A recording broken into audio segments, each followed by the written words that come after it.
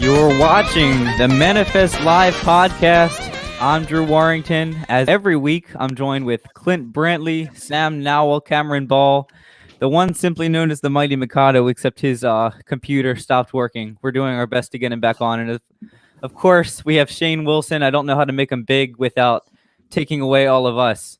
So, yeah. I'm big but enough, it's nice don't to worry. have you here. We appreciate you making the time. Hey, you're welcome. Thanks so much for having me. All right. Well, it's going to be an exciting night tonight. Clint wanted to start us off. So, what do you got to say, man? You're just throwing it on me right now. Okay, cool. Well, this is what you wanted. It's all on you. This is. I mean, you said you wanted to start it off. And maybe give just a little warm. But I mean, that's fine. We'll jump into it. It's cool. We could do a room tour. We did a room tour. You stay out of this when your room was dark. You don't see. You see what Sam's doing. You see what Sam's doing. Sam just chill. Okay, he's not saying anything. Here you are. Here you go again. Every time. All right. No. All right. Anyway, so Mr. Shane, so first off, before we get into Just Shane. Just Shane? Just Shane. So yeah. Bad sound real official with Mr. Bad habits from my grandparents, I guess. I'm sorry. That's actually a good habit. I feel old enough the way it is.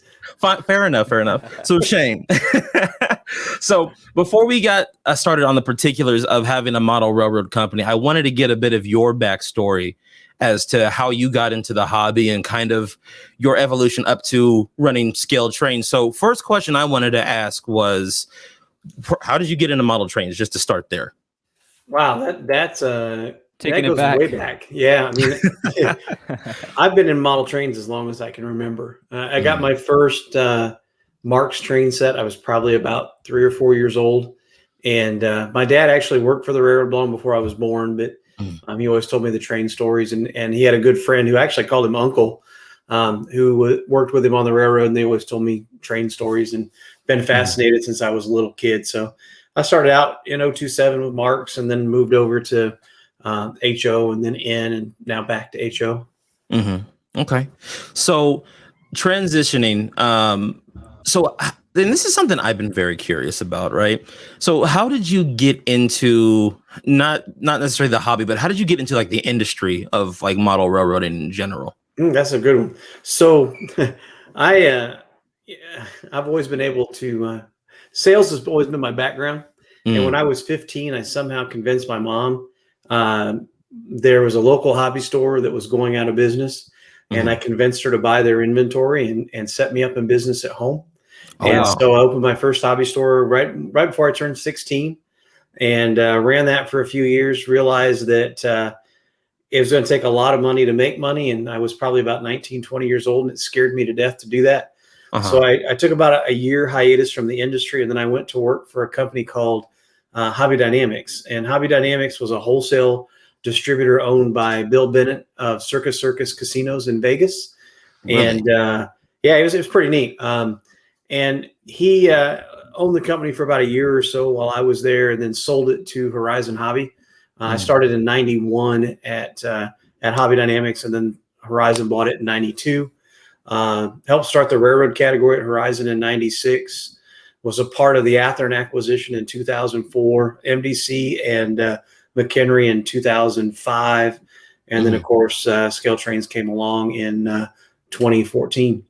Wow. Okay. So and that's what I thought I had heard about. So you worked with Athearn, or were basically part of Athearn so how long did that last for? So I wasn't directly involved with Athearn. I was a part of the acquisition team in 2004, but I was on the Horizon side of the house, and I was working in wholesale sales at the time, also in purchasing, kind of flipped in some positions there. And when there's a gentleman by the name of John Engstrom, a lot of folks will know that name if they've been around for a while. And John ran the marketing department at Athearn. He retired, I want to say in 2012, into 2012. And that's when I took over his position and really started working with Athearn directly day in and day out.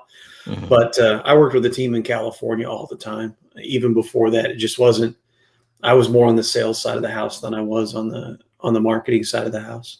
I see. So, wow. Okay. So so that's intriguing to me because I'm also in sales as well. So when you say that you were in sales, so what were kind of like some of your daily operations, things that you were doing? Like, what were you kind of selling to other companies? I've done just about everything. So I started out in wholesale sales, working with retailers, and was promoted to assistant sales manager. I was really young and stupid. I had no idea what I was doing. And thank God they got me out of that role pretty quickly and didn't fire me and put me where my strengths were. I was essentially the technical support person for wholesale sales for several years, up until the time that Horizon added model railroading.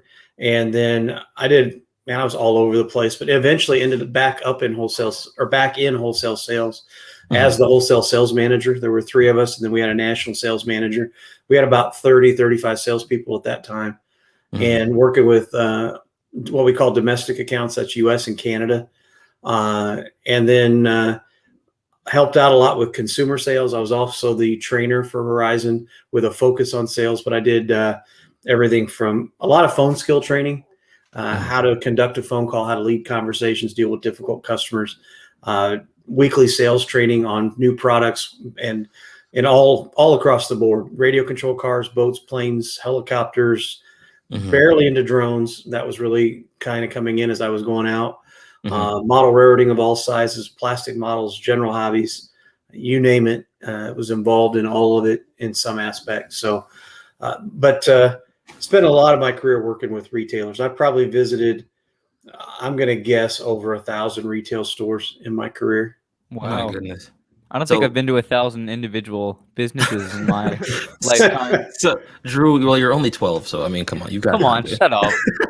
I mean, so as a 6-year-old, so I wanted to ask this as well, and guys, if I'm hogging the questions, please feel free to interrupt me. But I did want to ask this. So first of all, that's a very stacked resume. That's very impressive. I had no idea your background was so versatile, so rich. But so during your experience doing these different roles at Horizon, so let's talk about the model railroad aspect. Aspect of it. So what things were you kind of picking up as you were fulfilling all these roles and different needs? Well, for the model railroad side of the house, there were several different positions. So there was wholesale sales. There was working with consumer sales. Also was the brand manager for quite a while for model railroading. So was involved with all brands, not just Athearn, but you name it: Broadway, Rapido, Atlas, Lifelike back in the day. I mean, you name the brand, we worked with the brand. And in fact, we grew together with a team. We grew Horizon to be the number 2 wholesaler in model railroading at the time, just behind Walthers. And it was a lot of fun. There were times back in the day, you'd go to New York for Toy Fair in February. And that was when they had the toy buildings. There were 2 toy buildings plus Javits. And it was really cool. Unlike a normal train show where you go and you walk into a booth, this was like going in and you made an appointment and you sat down in a showroom and they brought the product to you and they wined and dined you. And there's a lot of fun stories back then. And we spent money like drunk sailors and they loved it, but it was a lot of fun. That's where we made our deals. And back then you did early buys. An early buy was like a dealer program where we would make special buys. Like we bought one time when we went, and you guys might not know of Erdl, but they were plastic. Well, Erdl had a whole train line at one time, and it wasn't as successful as they hoped it would be. And we bought like over $1 million worth of Erdl product at pennies on the dollar. So wait, let me stop you right there real quick, because the reason why I know Erdl's from as a kid, I played with a lot of the Thomas the Tank Engine stuff. I remember they had a whole Thomas the Tank Engine. So were you a part of that as well? Yeah. So they did Thomas, but this was more of, they had a whole HO line with they had some freight cars and they had some structures and some loads and some odds and ends. And it was a kind of a product line within HO. So we ended up, it was like 2 tractor trailers, like 2 53-foot tractor trailers of product that we bought one year. And then of course we buy it for pennies on the dollar, turn around and sold it to retailers at a really low discount. And we moved 2 tractor trailer loads in like not even 4 to 6 weeks. So a lot of fun doing that kind of stuff. So it was purchasing side of the house too. So I mean, we did marketing for both Horizon as well as Athearn. So touched a little bit. that's what really prepared me to help us start the business, because I was able to touch all aspects. I even worked in the warehouse. I mean, back in the early days when I first started at Horizon, their commitment to the retailer was any order placed by noon shipped the same day. And in the early days of the company, it was a very small company at that time. And like at Christmas, you would go out and you would pack boxes, pick orders, pack boxes, and you were right there next to the people that founded the company. So got to learn the ropes a lot. I mean, I drove forklifts in the warehouse, I had my forklift license and all that crazy stuff too. So, but all of those experiences and learning all aspects of the business and even doing the financial side of the house really helped me be prepared for leading Scale Trains. See, I'm kind of happy that you kind of segued into that for me, because that was kind of where I was getting to. But I'm just gonna say this right now. I'm blown away. I'm very impressed. I had no idea that you had that much experience, but now it makes sense as to how you're able to so efficiently run Scale Trains the way that you do. Well, Clint, I will say though, the four of us that started this company had probably about 130 years of experience in the industry and hobby. And I'll tell you what, we thought coming into this that we knew what we were doing. And I've learned, the good Lord's really humbled me that I was clueless. I've learned so much in the last 7 years, but it was those skill sets that really helped. But boy, there's been a tremendous amount to learn and I learn every day. So we've said it like 30 times already this show. How did you come up with Scale Trains? Like, it's always that name going around. I mean, it's a pretty direct, name. Yeah, Scale Trains. That's a good one. So when we first wrote the business plan, and that was back in 2013, we had a lot of working names, but one of the big challenges, right? You want to have a .com name. Yeah. And we had a terrible name in the beginning. The first. Would you share with us some of the failed names? Yeah. The one that sticks out in my head was railroadcrossing.co. That was the one we were working with because we wanted to use the crossbuck symbol. Yeah. But it came down to the time. This was in April of 14 when had to register the company to incorporate. And I was on GoDaddy one day, and I'm just literally for hours plugging in names.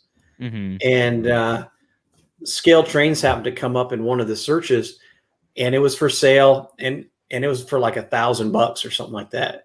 And in the way domain names go with .coms, and with a name like Scale Trains, it was like, that's kind of cheap. And the cool thing about Scale Trains was it says who we are, that we make scale model trains, and it allows us to play in many different scales and not be locked into a certain size. Right. And it's short to the point. That's what you want with the .com name. And that's where that came from. It was literally a GoDaddy search. And it was finally one of those where you go, oh, that's it. And it's that's so brilliant, because it's the perfect name, because so many people are going to be typing that in a search engine in some sort form of variation. And now you pop right up when somebody types in something and in my opinion, and I know that I will get into more of this later. In my opinion, it's kind of, how do I say this? From a model railroader standpoint, it sounds kind of regal in a way. From the absolutely. From the standpoint of a modeler, it's like, this is a quality product. It's a scale product. You know what I mean? And when you came out with that turbine, that really that was a perfect model to come out with, to kind of just cement yourself. Like, this is a scale turbine. Yes, and that was our flag planning product. We did that on purpose. Man, this guy's a genius. I'm start taking notes, bro. What's my note there? Jay, if you give me about 50 minutes, I could probably sneak it. James Wright. Do it. James lives just down the road. I can't wait till he invites me to the new mansion. I might be his butler or something. I've been looking at those photos. Those photos of his house. Oh my God. It's like he kept looking at different houses and everyone got progressively bigger. I know. I know. Yeah, we got to take a mass travel to his house one day. 30 people show up. We just know. I'll tell you what, we're planning in 22. In 19 we did this big event at our office where we had a big barbecue and invited everybody, and then we did a train ride together. We're working on doing that for 22, And maybe we all should go down and camp out at James's mansion overnight or something. Yeah, I'm Have him sure host a party.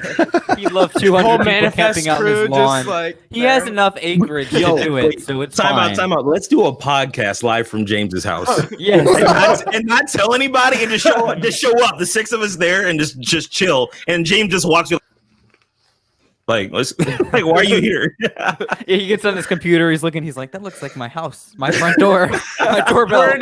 We're in his train room. He's like, that looks a lot like my layout. Yeah, that looks And a the lot like train my is layout. Orange juice.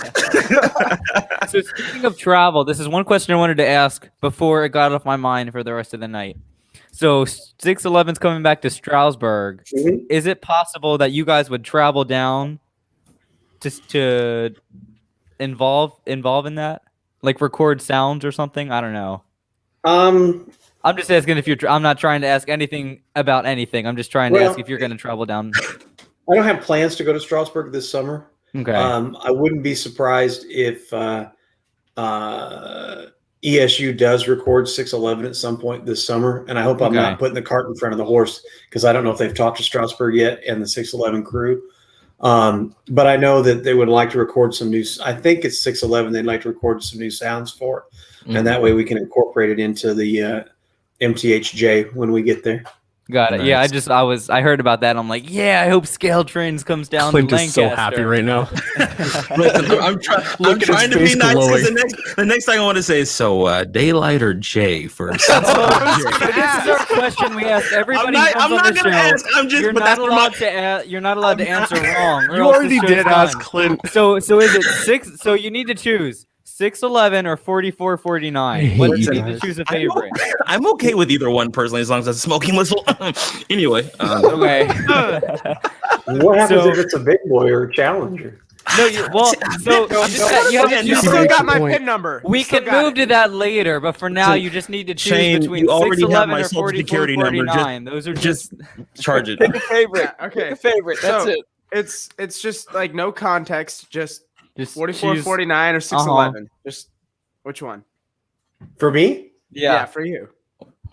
Well, if I had my druthers, we'd probably do like 611, 44, 49, and the big boy all within a short time frame. But product development keeps telling me that, Shane, you got to give us time to get all this stuff done.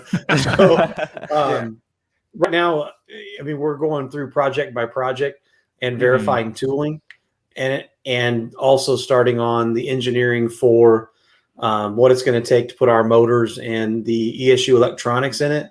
And really until we can verify that we have all the engineering drawings, all of the tooling components, and get the engineering done to make what we are to put the electronics and motor, it's really hard to say which one because at the moment we don't have a complete picture. But I will add, I'll give you a tidbit. We've hired 2 people in product development recently. The first person just started this week, and their number one mission in life for us is to help us get MTH up and running. we need to get them on the show. We need to become best friends with them. Why? So you can ask them more questions about 611 or 40? No, I'm just joking. Yeah, just get them live. It's like, so 611 or 4449, we need to know. He just wants more people to talk about Rapido too.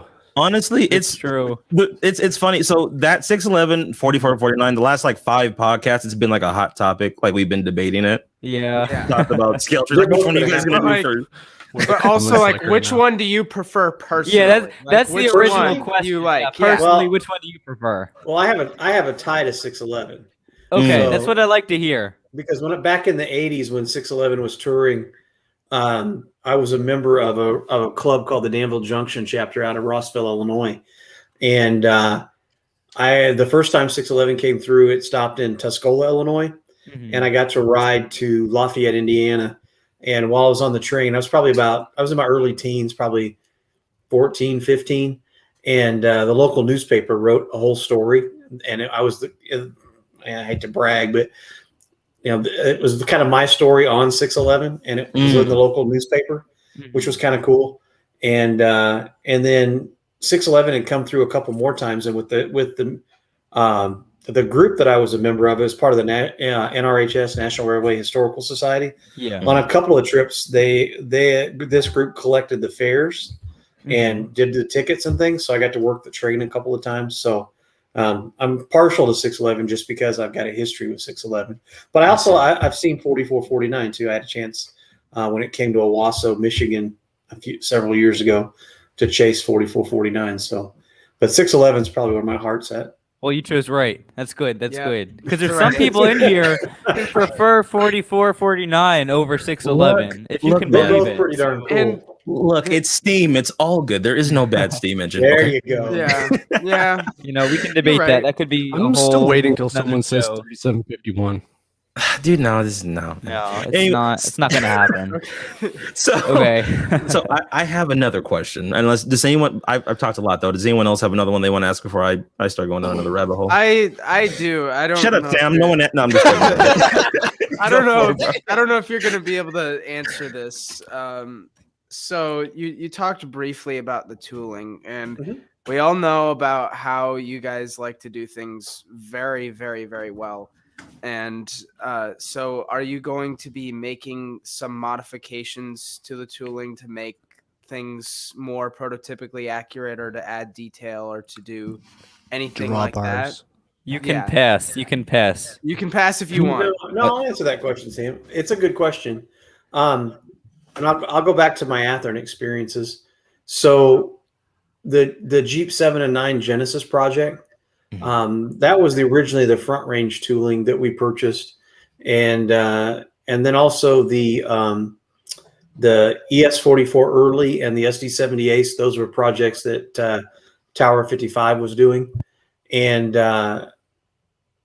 essentially, like for the Jeep 7 and 9, when we got done with that project, there was nothing left of the front range tooling. Wow. And when we got done with like the 70 Ace and the ES44, we spent so much money on that project that we could have probably started it from scratch, because there was very little. There was some left over, but there was so much new tooling, and the way it was tooled, we were very limited. Like the ES44, Athearn can only do an early version ES44. They can't do a mid-production, late production without pretty much just getting rid of the tooling and starting over. Right. So while there might be some tooling modifications, they're going to be really minor, because if we're going to go to that much effort, we might as well start it from scratch. Yeah. And when you buy a company, I mean, you want to get your guys. I hate to say this, but as much as I love our hobby, this is a business, and you got to get that return on investment. And we've invested a lot of money in MTH, so we got to get that return. And if you start retooling, you're tying up your engineering time, you're tying up your molding time, your product development time, and you're increasing your cost.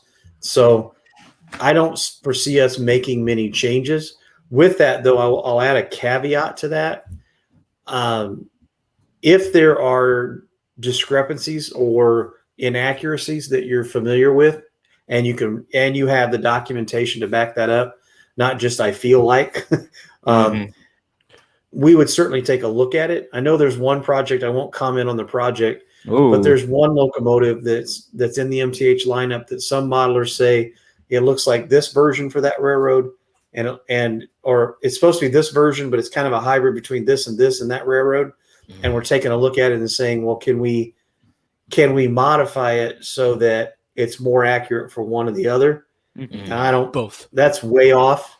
But that's something that we're going to take a look at. And if we can't, we'll probably retire that tool. I see. So if it's something small that you can work on or fix easily, Yes. then that's something you can easily see doing to upgrade a model, as opposed to just, oh wow, it's got a completely different boiler shape and now we have to redo the whole mold. Yeah, that doesn't make sense financially. I mean, somebody threw out earlier smoking whistle. I could see us bringing that to more of the line that some of the locomotives that don't have it, assuming that it's not a major undertaking to redesign the interior of the locomotive, and also to make that feature work. Okay. Nice. That's very promising. Got it. That actually excites me to hear that. So So- is that a Glowing again. little bit of a confirmation on smoke stuff? Again, you No, can we're pass. not gonna signal Okay, that out. Moving on. Okay, moving on. Next question. We do plan for the locomotives to smoke. Yes. Yes. Yes. That's all I needed to know. Okay, that's Yeah, it. we can end the stream. All right, guys. Have a good night. Manifest Podcast. No. Just made everyone here very, very happy. Mhm. So I want to kind of get back to kind of how you started Scale Yeah. Trains. So Okay. leaving Horizon, what was it that made you say, you know what, I'm going to start my own train company? Like, what was it that made you want to go down that path? Mhm. Well, he wanted to make some scale trains. If you go back in time, yeah. So if you go back in time when John retired from Athearn, that's when I got to really know Mike Hopkin, and Mike was the director of product development at Athearn, and he and I travel together all the time. When you get into the show season, I mean, we're going all the time, and we got to be pretty good friends. And we got down to Atlanta for the Nationals in 13. And it started as a joke. And I don't even remember which one of us said it, but it was like, wouldn't it be cool if we could start our own model train company? Mhm. And it was like, well, yeah, but we can make all the decisions, but what if we make some bad ones? That could be horrible. And it's also like, where are you going to come up with the money to do something like this? Mhm. Because the one thing, as we started as a joke, was we got to talk about, it's like, look, I could have retired comfortably from Horizon and Athearn at some point, and they provided for me very well financially. So it's like, I don't want to start another model railroad company just to be a Me Too model railroad company. Mhm. We got to do things not for the sake of being different, but different to elevate our industry and our products. Mhm. So there were some things that we wanted to do at Athearn, but we could never get the traction to be able to do it. At Horizon, I don't know what it's like now, but when we were there, it was very corporate, and Athearn was a very profitable brand for Horizon, and they really counted on the revenue. But it was challenging to be able to do new projects because Athearn had such a broad brand of products. And, for instance, like the Big Blow turbine was on the drawing board. Well, I wouldn't say it didn't get that far. It was a project that was going to be done at Athearn, but I don't want to air dirty laundry, but let's just say that project got canceled. Never got out of the research phase, never got to engineering or anything like that, but it got canceled. And we wanted to do the 40-2 at a Genesis level, but because there was a RTR version, Horizon didn't feel like there was a place in the market. Same thing with the -9 and some other things. So there were things that we really wanted to do that thought there was a ton of potential in. And also too, I'd floated some concepts, not getting very detailed with the leadership at Horizon, but to see if they would bite some ideas that I had for scale trains, things like sharing the tooling between the operator and the rivet counter brand so that you can use the same tooling and your cost, instead of being 2x, is like 1 1/3 or 1.5x. That's clever. Mhm. That's clever. But those ideas just never caught on. So, there were a lot of things that the good Lord lined up between late 13 and into 14, including how to fund the company, that it just became really clear to us that it was time for us to take that leap of faith and start our own company. I see. Wow.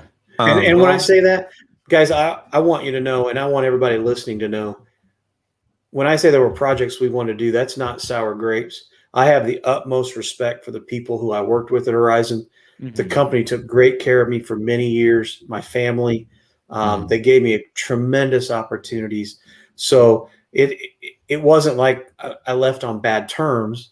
Yeah. I didn't want to do that at all. In fact, it was so important to all of us when we left that I challenged our team. I said, we walk away with absolutely nothing. Don't take one piece of research material out of the building. Don't copy one file. We want to walk away with our integrity and our honesty. And then also when we finally made the decision that we were leaving, we had about a 1.5 month, 2 month window that we were certain that we were leaving. And we spent those 2 months, R&D wrapped up projects that should have taken a lot longer, got those done. I was responsible for the production schedule. So I worked on the production schedule to get the team out a year. So that way, even with us leaving, Athearn had a very solid plan for a year. Now, it was up to them whether they wanted to follow that plan, but it was important to us that we left them in the best shape that we could, because they were losing 4 key people.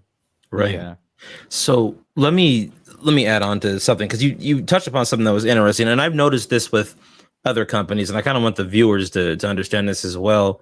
From what I've seen from manufacturers, especially when it comes to tooling and things like that, and I always use this example, but I'm into Transformers. I'm a huge Transformers fan. I know that Hasbro, right? Let's say if they make a Optimus Prime mold, they make a Starscream mold, they make a Megatron mold, right? Yep. They have to get the most amount of money they can out of each mold.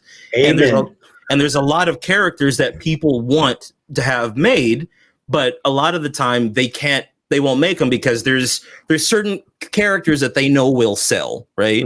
Yep. And it seems like with model trains, obviously that's the same way, because when you were talking about Athearn and, relaying these different ideas to them, about, hey, let's do this engine or do that engine, they knew that there were certain engines that had that they were gonna, like F units are going to sell, SD45s are going to sell, big boys are going to sell. Those are things that they have to continually pump out, because they know that's their that's going to make them money. And when you've got shareholders and just employees, people that depend on you, like you said, at the end of the day, it's a business. You have you have to make money. But this is what I wanted to ask you on that note. What was it that you thought you could bring to the table when you were coming up with skilled trains? What did you think you could bring to the industry that hadn't already been done, or that you could do better? Because when you're coming up with a company, especially such an audacious project as scaled trains, there had to be something in your mind that's like, I like this, but I think we could do this better than a lot of the other manufacturers, or we might have a unique niche. What was that when you were first kind of coming up with the company? Well, when we were working on the first business plans, and there were several iterations of the business plan that were written from, let's call it late summer 13 until when we started the company in 14. And it's been updated every year since. So there were some things that we were looking at that time. With Horizon, we had a relationship with Soundtracks, and we had a real insight to what was coming on Tsunami 2. At that time, ESU was becoming a real force in the marketplace. So we had an opportunity to weigh both brands and decide which one we wanted to go with. Also, we knew that, how do I say this? Because when I say things, I don't ever want it to sound conceited. Right. When you look at a product and you say, okay, take this popular locomotive, and I'll use the SD40-2 as an example. And this isn't knocking the Athearn product; it's a great product for the price. But it's when you look at products, LEDs were the big thing back then. This was going back 7 years ago. Right. And Athearn hadn't converted at that point. And to convert was going to cost Athearn a ton of money. Still is going to cost them hundreds of thousands of dollars to convert. And you look at things like LEDs. You look at what was going on with sound at the time. You look at, and then you take the 40-2, and so the Athearn 40-2, because the way the molding works, it's a one-piece body. You don't have tread plate. You don't have things like the plumbing detail underneath. You're limited on what you can do with ditch lights. There's just limitations because it was tooled back in the 80s. So knowing what we knew about the Genesis Jeep 38-2 and the regular RTR, or the Red Roll Jeep 38-2, it led us to believe there was markets for the 40-2 and markets for the -9 and other products. And it's one of those things where if you come up with something like the 40-2, can we make it so it's that next leap of technology, whether that be detail, sound, animation, whatever it might be? Can you make this next leap so when people go, I have brand whatever's 40-2, gosh, it's a nice model, but holy cow, when I look at this scale trains and it's railroad road number era specific and it's got all these functions and features and operating class lights and number boards and ditch lights or whatever it might be. I like my other model, but this scale trains one. Yeah. Gosh, I think I'm gonna put this one in the display case, or I'm gonna sell it, and I'm gonna put this one on my railroad. Like the Rapido of modern day. Oh my God, Drew! God, dude. Stop bringing Rapido. Rapido is modern day too. Give you a Rapido Just talking to them. I'll give you a Rapido tidbit, and I don't know if I shared this with you, Drew, but Jason was the first person that knew in the industry that we were starting the company. He knew before I left Athern. We rode a train from Ottawa down to Montreal together in first class, and I rolled out the story to him in April of 14, which was just before we left Horizon. Wow. So scale trains and Rapido have gone back a long ways there, sounds like.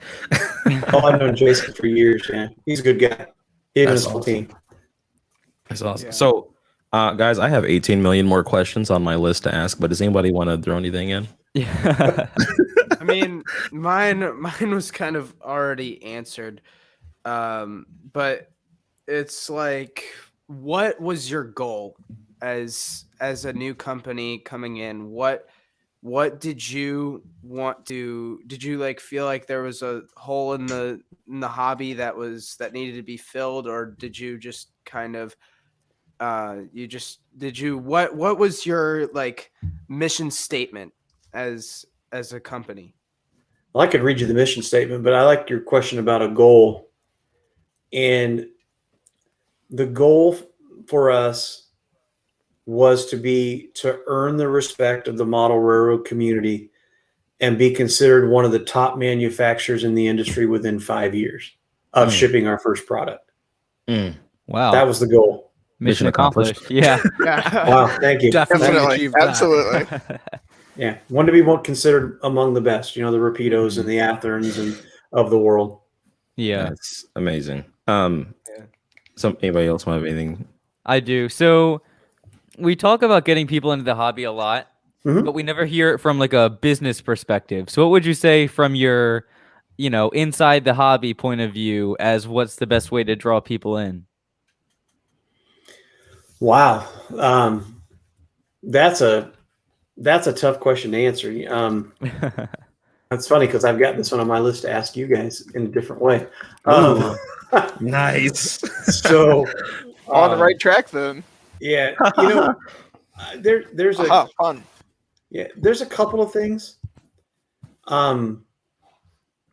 This is a hard question to answer because exposing the hobby today is totally different than what it was when I started all those years ago. I've been in the industry, 35 years now, 36 years now. And I could answer that a couple of different ways. I could talk about youth and model railroading. I could talk about growing the market. I think today, if we want to talk just in a big picture way, I think technology is a big deal. And I don't think that we as an industry have embraced today's technology. We've kind of dipped our toe in the water. But we really haven't immersed ourselves in the technology. Yeah. I also think that social is a big deal. What you guys are doing right now on this live stream, I think it's changing the way people are exposed to our hobby. You go onto YouTube, it was amazing. We posted a video 2 weeks ago called How Model Trains Are Made. And it was like this whole compilation. I don't know if you've seen it yet, but it's worth the view. We posted like the first half of that a year ago, and it took almost 55 weeks to get 110,000 views. This video has been out now 3 weeks, and we're pushing 130,000 views. Wow. So it's reaching way beyond the model railroad community to people who normally wouldn't be exposed to our hobby. So I think social plays a huge part in that. And I also see the demographic. It's interesting because there, like you guys, I see a real connection in the youth. I'm amazed how many rail fans there are that are younger. I go trackside. I love to watch trains, shoot photos. And there's always young folks coming up. They've got their scanner and cameras. I'm like, my Lord, how do you afford that a camera at your age? But and they know what train's coming and what's on that train and what locomotive is leading. And I'm like, where do you get this? I'd love to know how to get all this information. But there's a network of people that that are connected. We just started advertising on Virtual Railfan because we think they reach an audience that we don't reach, and it's an economical way of us extending beyond our traditional boundaries.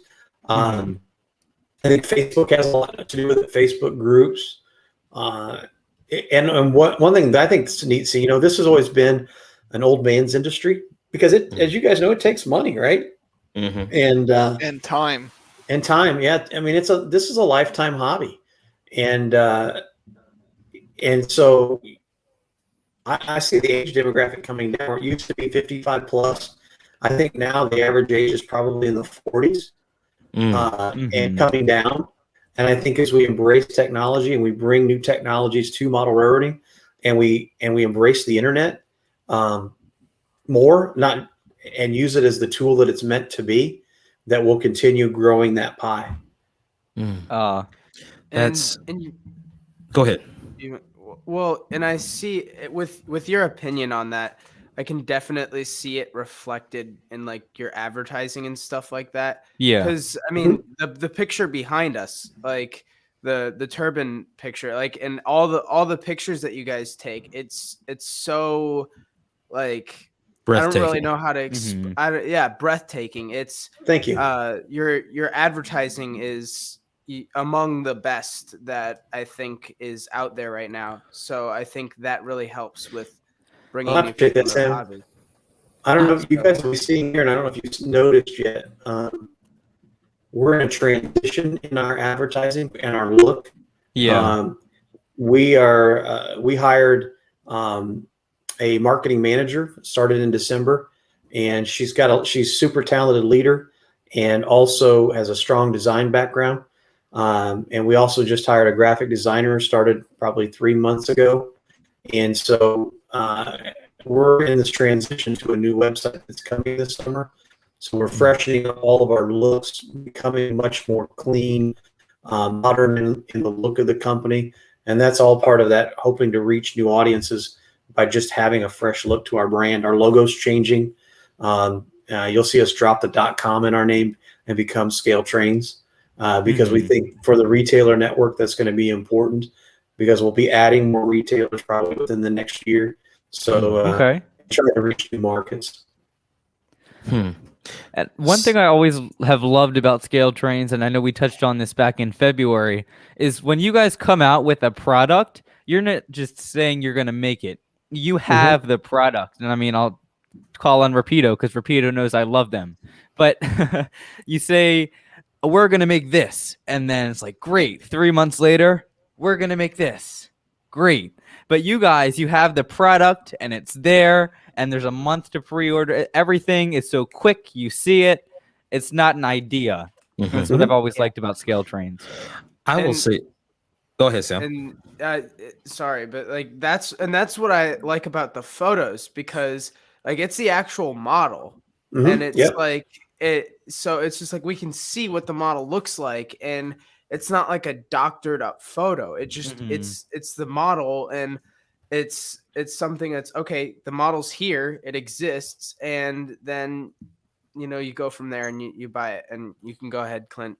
Sorry for I keep interrupting you. No, you're good, bro. I've been talking too much. I want to throw in my 2 cents as well. I remember when I first heard about the turbine, and I was like, wait, what? Scale Trains? Like, what is this? Right. I have to say that you guys, it's weird. Like the way you market, it forces me to pay attention to you. Like yeah, absolutely. My mother is also in it. She's a marketer. She's in marketing. And over the years, I've learned some things, studying under her. But it's just Scale Trains is such a breath. You and Rapido are such a breath of fresh air in this hobby. And we talked about this on a podcast a few weeks ago, that you two, both of your companies stand out so much. And listen, this is not to we're not here to degrade on anybody else on Essel's company, but it's you. There's something unique, I would say, about Rapido and scaled trains and just the way that you present the product. Like Sam was saying, like the pictures that you produce, right? It's like, yeah, that's the picture of the model, but you have to look twice as like, wait, is that the model or is that the actual engine? Like it's amazing. I'm very excited and very curious to see how you're going to do steam locomotives when the time comes to do that. I'm very excited, but I will say this as a steam guy, your company makes me want to purchase diesels. Like it's weird. It is really weird, but it's like, man, I just welcome to the dark side. I have come so close. And he says that, but as a steam person talking to him and all of us really here, when you start making steam locomotives, you're going to make us have to sign a waiver so we don't sue you for taking all of our money. Like, it's going to be do you if you want my pin, it'll be in the chat after the show. My firstborn there's a private StreamYard chat. We're all going to put our credit card information there and just put us on some This is going to be a routing number right to my bank account. Anytime a new engine comes out, just go ahead. Take it right out. Yep. But God, what was I going to ask? Somebody else say something. I'm going to shut up for a second. I have a list. Clint, I'm going to come back to something you just said there, just to expand on a little bit. You talked about a lot, and you've all touched on it, is you like seeing the actual models. And that's been our commitment since day one. I mean, since we first wrote that first business plan, too many times we've seen vaporware announced, and then the product or the company just never comes to fruition. And we had such an investment in this company from the beginning that we had to succeed. And one of the ways, because otherwise we would have financially devastated our families. And I for one didn't really want to be out on the streets. So yeah, that's generally not a good thing. No. And I'm sure my wife wouldn't have liked it at all. So it was a real incentive. And as modelers, right, we don't like to be asked to pre-order from a line drawing or a prototype photo. And so from the beginning, we've said the first production run, we are going to have a model that you can see, touch, hold, hear, feel, the whole 9 yards, so that you know it's real. Because at that point, the money's spent. A lot of times folks will dip their toe in the water with a line art or with a prototype photo. They haven't spent any money yet. They haven't spent the money on the engineering, on the research, on the tooling. When by the time we get to announcement, we've already paid for everything. Yeah. So it guarantees that product's going to come at some point. Right. Yeah. I want to add one more thing real quick too. It's because we're talking a lot about presentation, and that is, of course, is part of marketing as well. I just want to say when I got that museum quality turbine and I took the box out of the box, that I felt like royalty. That like I was there's gold it feels like leather. It's what is this? I've never opened the box. I'm like, oh my God, this is amazing. Like your presentation, attention to detail, not just on the locomotives, but on the box that you give to the customer. The whole thing is an experience. I hope that in future museum quality runs, you don't lose that, because it adds to the regal experience. The experience of what the product that you provide. It's funny you say that, because I'll tell you where that idea came from. So on one of my first trips to China, it was cool. The factory owner took me, actually, this is probably my first trip, took us over to the QVC jewelry factory. It's a factory that supplies jewelry for QVC, and they wanted us to pick out a gift to take home to our wives. The Chinese people are very gift oriented. And I'm walking through, and we've been talking about packaging, and he opened up this necklace, and this big box. It had a necklace and earrings and the whole 9 yards. And all of a sudden, I think the lights from heaven shone down on that thing, because it was like, oh, this is what the box is going to be. We're going to put model trains in this. Yeah. Okay. I want to add something to that really quick. I know we keep playing tennis here. I never ended up doing a review of the Scale Trains turbine, but one of the things that I was going to do was I was going to take a video, and when I did the review, I was going to open the box, and a light was going to pop out of it and just shine on my face. Like, oh my God, this is amazing. So Like yeah, I totally get that. Pulp Fiction thing. Yes, Yeah. exactly like Pulp Fiction. Exactly. Yeah. You guys So, get it. so can I ask? So when that first turbine came out, I was 12, and so spending $700 on something wasn't really something my 12-year-old self would do. However, at the age I'm at now, can I ask when the next run of those wonderful things are going to come out? Yeah, actually, we'll be announcing the next run within the next probably, I think, 90 days, 3 Wow. months or so. Oh, Well, wow. me For and delivery. Tony Cook will get on that really quick. So we're looking for delivery in late this year, early next. I could look it Well, up real quick. that sounds quite nice to me. Yeah, it's Wow. much sooner Yeah. than later. Wow. So suddenly all the eBay ones, the price just plummeted. But Yeah, they better sell them quick. yeah, it's been outrageous, some of the prices I've seen It is recently. ridiculous how expensive. I I thought haven't about even getting one of looked. those towards the beginning of the year, and I look it up, and it's. How much are they you going know, for right now? I've seen them for as much as over $1,000. You Rarely. serious? Yeah. Next I believe run, it. I couldn't I even believe it. find one. Like I looked for it. It just Well, when wasn't they there. gonna pop say, up, they're you found one? ridiculous. Yeah. Yeah. so I'm So looking at the anyway. schedule. Next run is going to be announced in July for delivery in early 22. That Wow. sounds. Well, Quite nice. if you send me one, I'll review it. Yeah, you would. Yeah. You'd make that sacrifice. Yeah, you think okay. So with the water tender. So I feel like the two things that really gave Scale Trains the name was the turbine and then the water tender. At least from somebody who likes steam. I'm not too involved in diesels, but those are the two that really grabbed my attention. So how do you mean you wouldn't decide run a to make water the tender things with a that you diesel? do? How do we decide? Because I mean, well, just how unique everything was. Like you launched the company Well, on I the was- turbine, and that was never seen before. And then these water Yeah. tenders, never seen before, and everything is done in such good quality. you're going to know that you're going to figure out that I love to tell stories. There's a story on that too. When Mike and I were first talking about first projects in 13, we were sitting down and having a meal, probably dinner. I don't remember. It was either lunch or dinner. And I told him to write down on a napkin his top 3 projects. And I said, I'll write down my top 3 projects. We'll slide them across the table.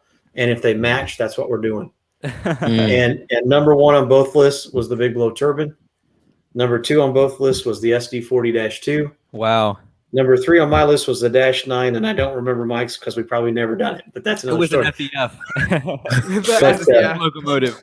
but Oh man. That's actually a really good idea. I like that. yeah, I mean, Yeah. Good, simple way to get Yeah. things rolling with something you Um, know at least somebody out there is going to get. yeah. And so, but I mean, when we look at things, man, I get that question a lot, but it's one of the hardest questions to answer because there's so many factors that go into it. From Yeah. there's this perception that something's never been made, so it's going to sell really well. Not necessarily true. Yeah. There's a perception that, wow, this thing sold out, so you sold a ton. Well, no, we probably just didn't order very many. Yeah. There's that. It's things that linger a while. Maybe we ordered a bunch, so they would linger for a while. But I mean, there's so many factors we look at. Like, you want to plant your flag, right? So you do a -9. What's the natural extension of a -9? AC 4400, -9 AC 4400 rebuilds, because they all come on the same platform. You do an SD40-2. What's the natural extension? There's other locomotives you can bring to that platform. Yeah. The SD45. There's other things that can come to that platform. So you want to plant your flag in the sand to say that, hey, we're going to, if you're going to bring this, you got to know that we're going to bring X, Y, and Z to the market, because the real cost is in that first run where you're making the mechanism and the trucks and the underframe, all that stuff. And then if you're just changing the body, not just to make that sound simple, but putting a new body on it, down it's less to. expensive. Yeah. But it's a lot less expensive. So, but we're looking at a myriad of things. Like for us right now, we're really known for our modern equipment. Now we're starting to get back into the 60s. There's more coming in that era. You're going to see more come before that, as well as like the Steam projects from MTH. Ooh. So we're trying to broaden our eras. Yeah. In HO, you're going to see that in S, we'll probably stay with what S Helper's done so far. But I will say, if S shows some promise, I could see us definitely investing in some tooling and bringing projects in S that would absolutely blow your mind. I mean, you think of what you can do with a locomotive in HO for detail. Imagine what that would be in S. Oh, because God, S is all the stereotype for S scale has always been it's like a toy. It's like antique. And I feel like it does seem like the perfect size where it's not too big. It wouldn't be as expensive as some of the O scale stuff that's out there. Yeah. It really has potential to be, Well, super for old guys like me to that the can't max. see, Yeah. perfect. Yeah, it's even better. See, here's the interesting thing to me about S scale is that, like, I out of all the scales, it seems to be the one that I personally know the least about. And that's because I think it's like the least marketed. But like, Lionel does S scale. And I knew that MTH did before you folks acquired them, but Lionel seems to use their own proprietary software in their S scale trains. So they're using like Legacy and all that. Well, so did MTH. Right, and they were using DCS. So even then, it seems like the trains, if you're using DCS to run your MTH S scale trains, you could run Lionel trains as well. But what I'm wondering is, so are you folks going to be mainly doing things DCC, or is it going to be DCC models or DCC ready? It's too early to say, but so don't hold me to this. But I think our plan would be to offer it both ways, but take it in a much more scaled direction. Because the Lionel and the MTH product, well, MTH to a lesser extent, but the Lionel product's more in the toy train market. And I mean, that's because that's where its origins came from. That's where American Flyer came from. Yeah. And I think, and that is the lion's share of the market right now. But I would like to see us take it in a more scale direction. Yeah. Because I think guys like me who are aging and don't have, can't see as well, quite honestly. And it brings you a durability that you don't have in HO, that there could be we could open up a new market in S. So we're going to see the big blow turbine come out, and that's going to be the first thing in S scale. And then move from there. No, that would not be the first thing. That would be way too risky. That'd be a heck of a project. There would be like 5 people who would buy it because it's so expensive. That'd be way too 5 risky. of us in here would buy it. Yeah, it would just be us 5. So what would it cost? $1 million in tooling.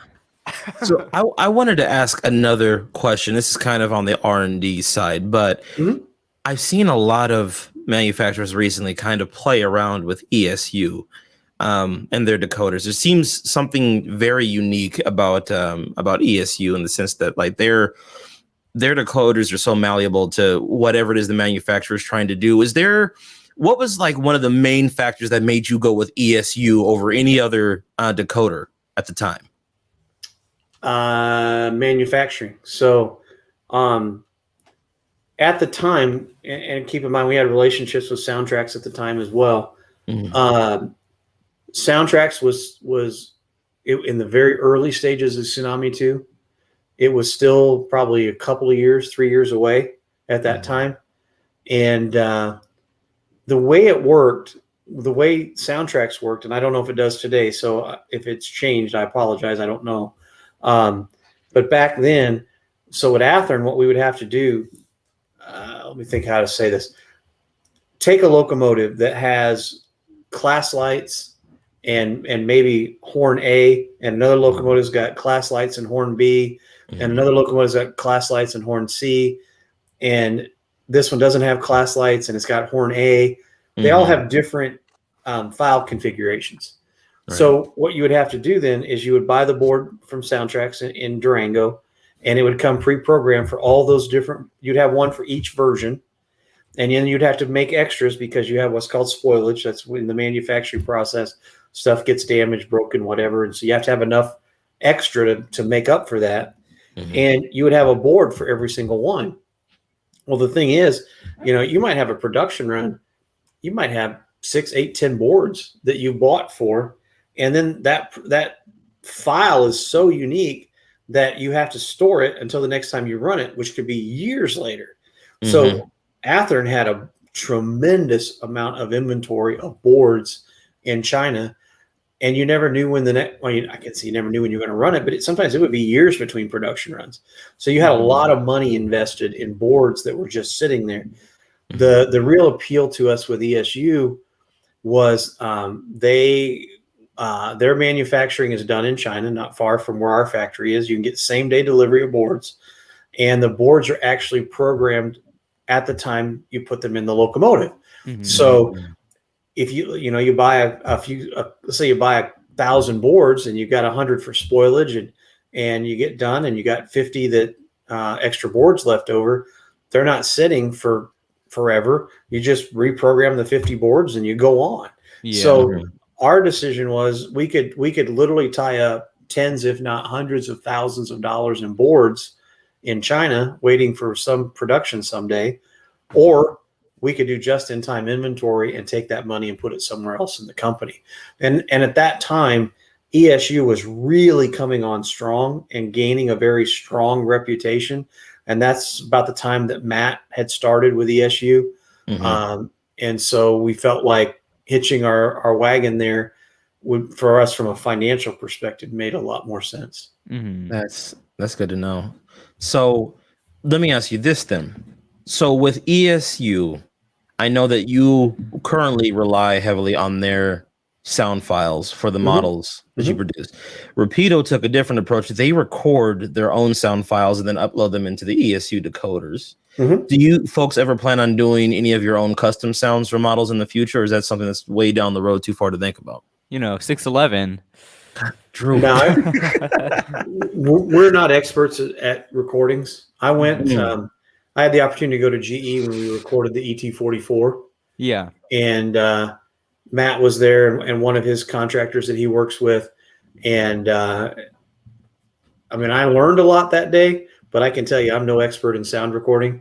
Yeah. And there's no one on our team that is.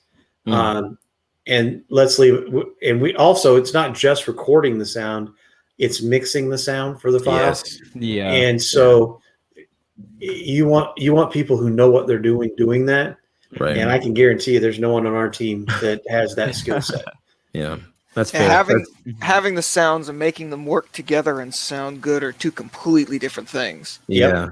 Being able, because that's a whole nother job, being able to mix that, not just recording the audio like you said, but being able to mix it, master it. Yeah. It's like you're doing a song, like recording a song. So it really is. Yeah.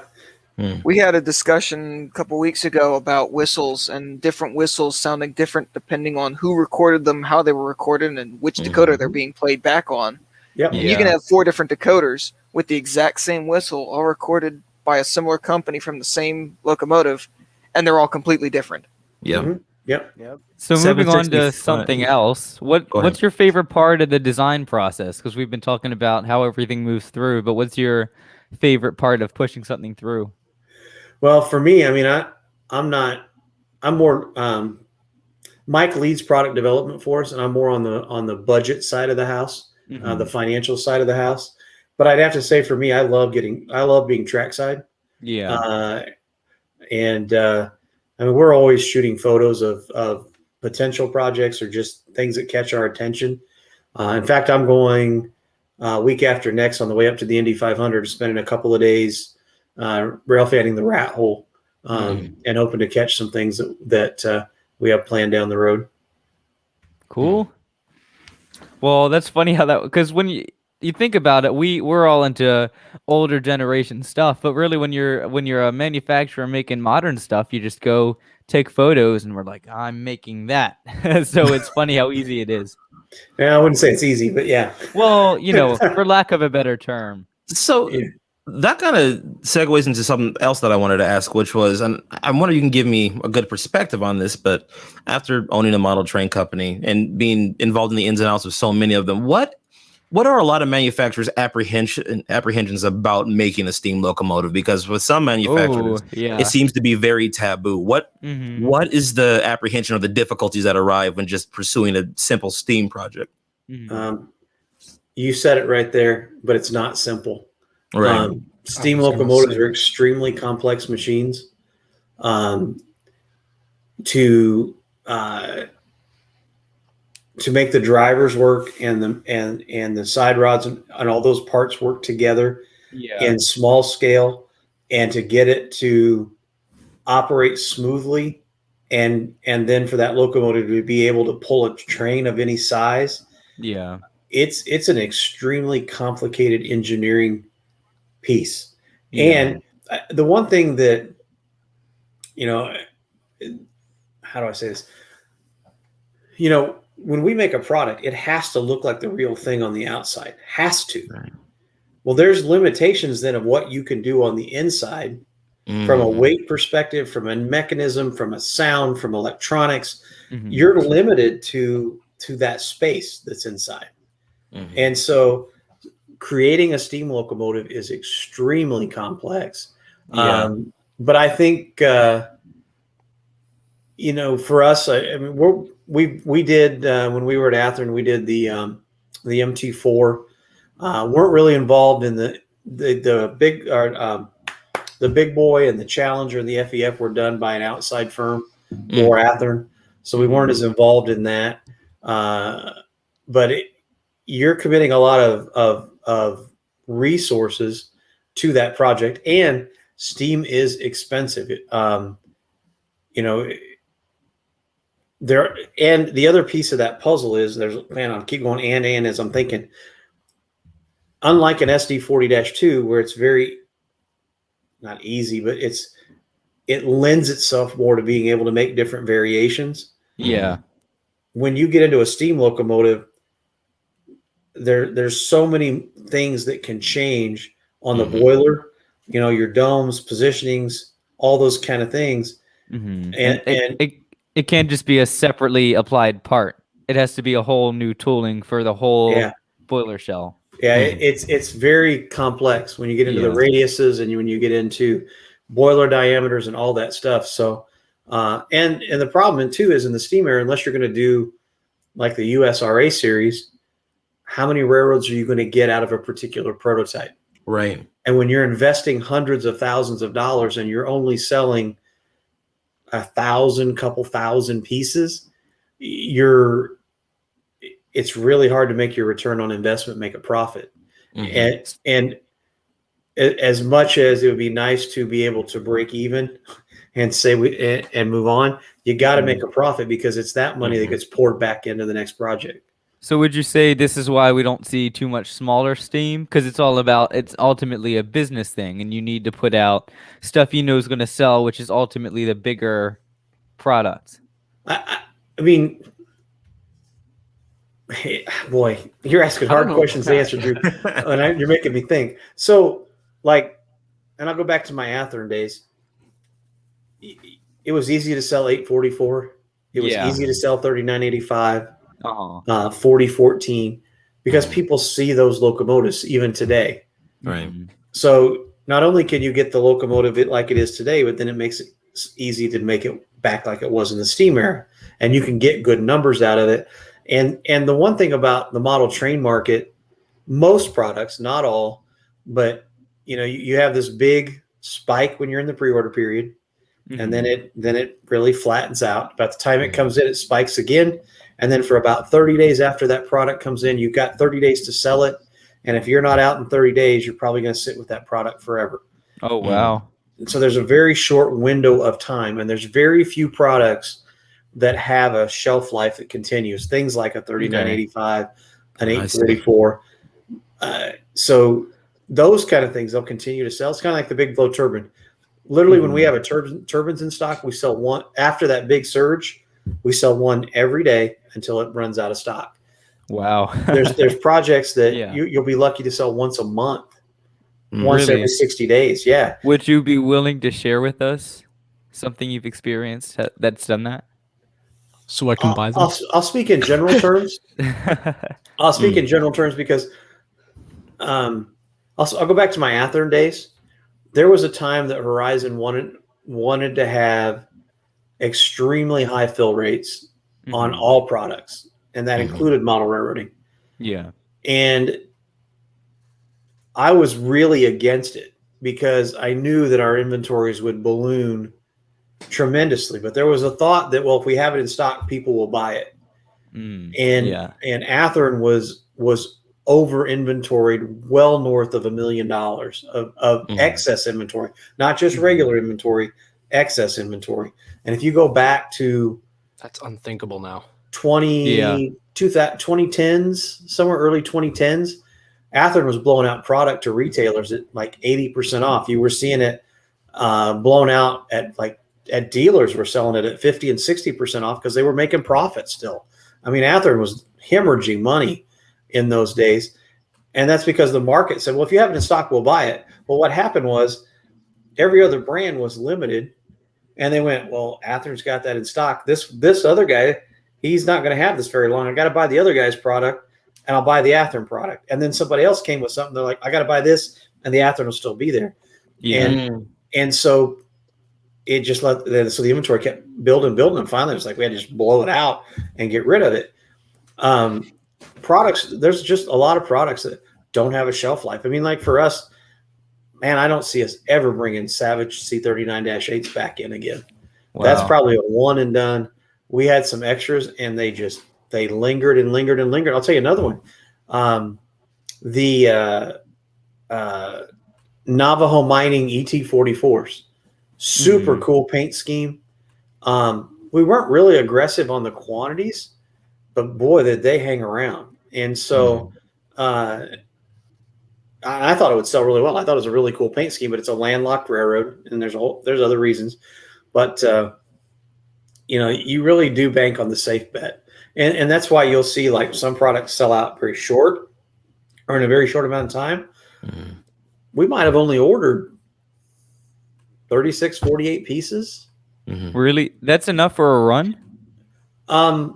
For a particular SKU number, not an entire production run. So they are like a paint scheme. I mean, no, not a paint scheme, a road number. Oh, I see. Okay. But I mean, it might sell out quickly because there aren't that many. Maybe you take an undecorated locomotive. I'm not lying when we say we might get 11 pre-orders, and I'll order 12 when I place the deal. Because I know out of those 11, half are going to get canceled, and then we're going to get stuck with them. Yeah, and they're going to stay on the shelf forever. Wow. So I wanted to go ahead, Drew. My bad. So somebody in the comments brought up, we've been having some really intense conversation. I want to show you this. Have you seen the one video online where somebody made fire come out of a scale train's big blow turbine? Oh no! Wait, I have not seen that. You have not? I'll have to check it out. Can we take a lighthearted break here, and can we roll the clip? Sure. Okay, so it's going to mute everybody when I play it, so just hit the unmute button. Okay. Back in Ogden, Utah, turbine number 1 is getting ready to start up. But turbine startups don't always go smoothly.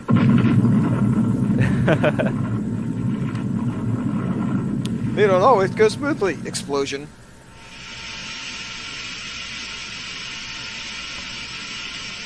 Clint, you're muted. I see you talking. I feel so bad for the crew that had to clean that.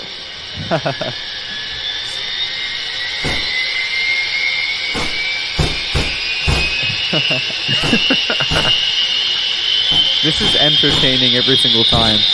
I love this. Yeah, that's super cool. Oh, the high pitch. Oh, dude, that's so. Yeah. So wow, I have not seen that. That's pretty darn cool.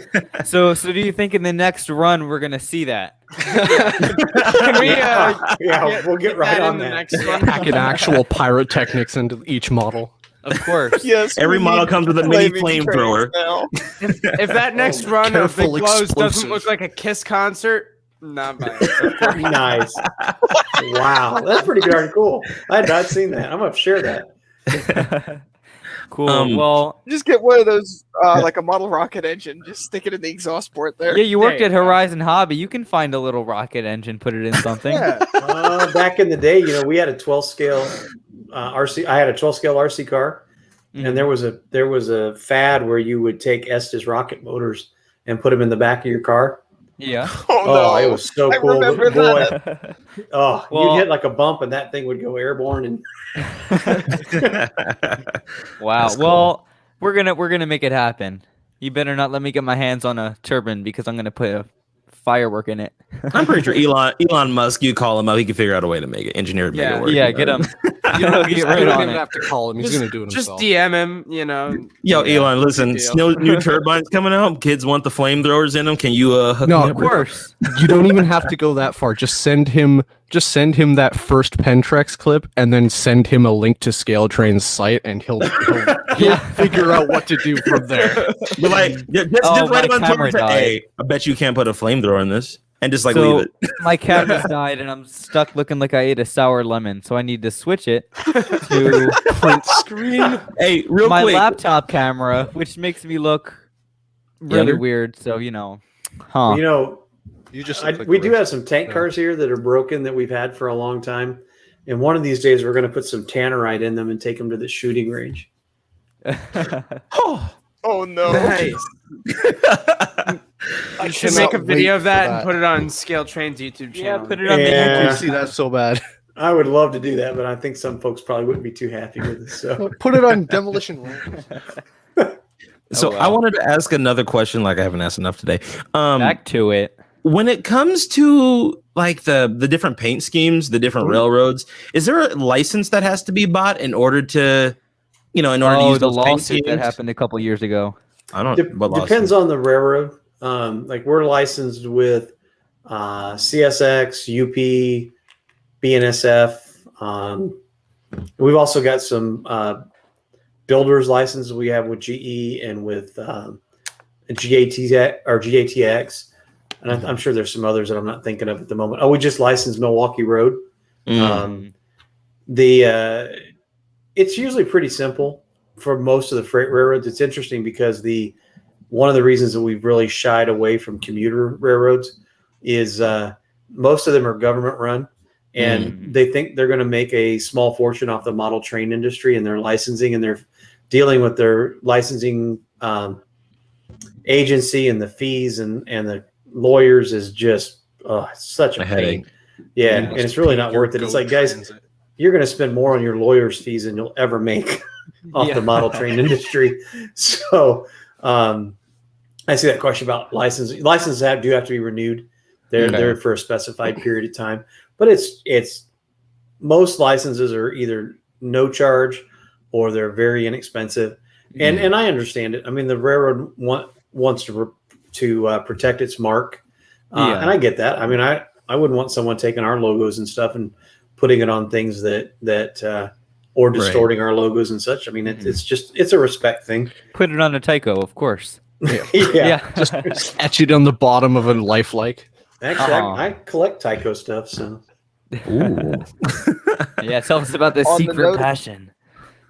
On the note about licenses, when Walthers was starting to put out UPS stuff for a while there, that was real expensive. I bought one boxcar for I think twice what a similar boxcar would go for without the UPS logo, just because their license was that expensive. Yeah, It's not even a that makes particularly nice car. It's just the UPS name and Brown was just that expensive to get.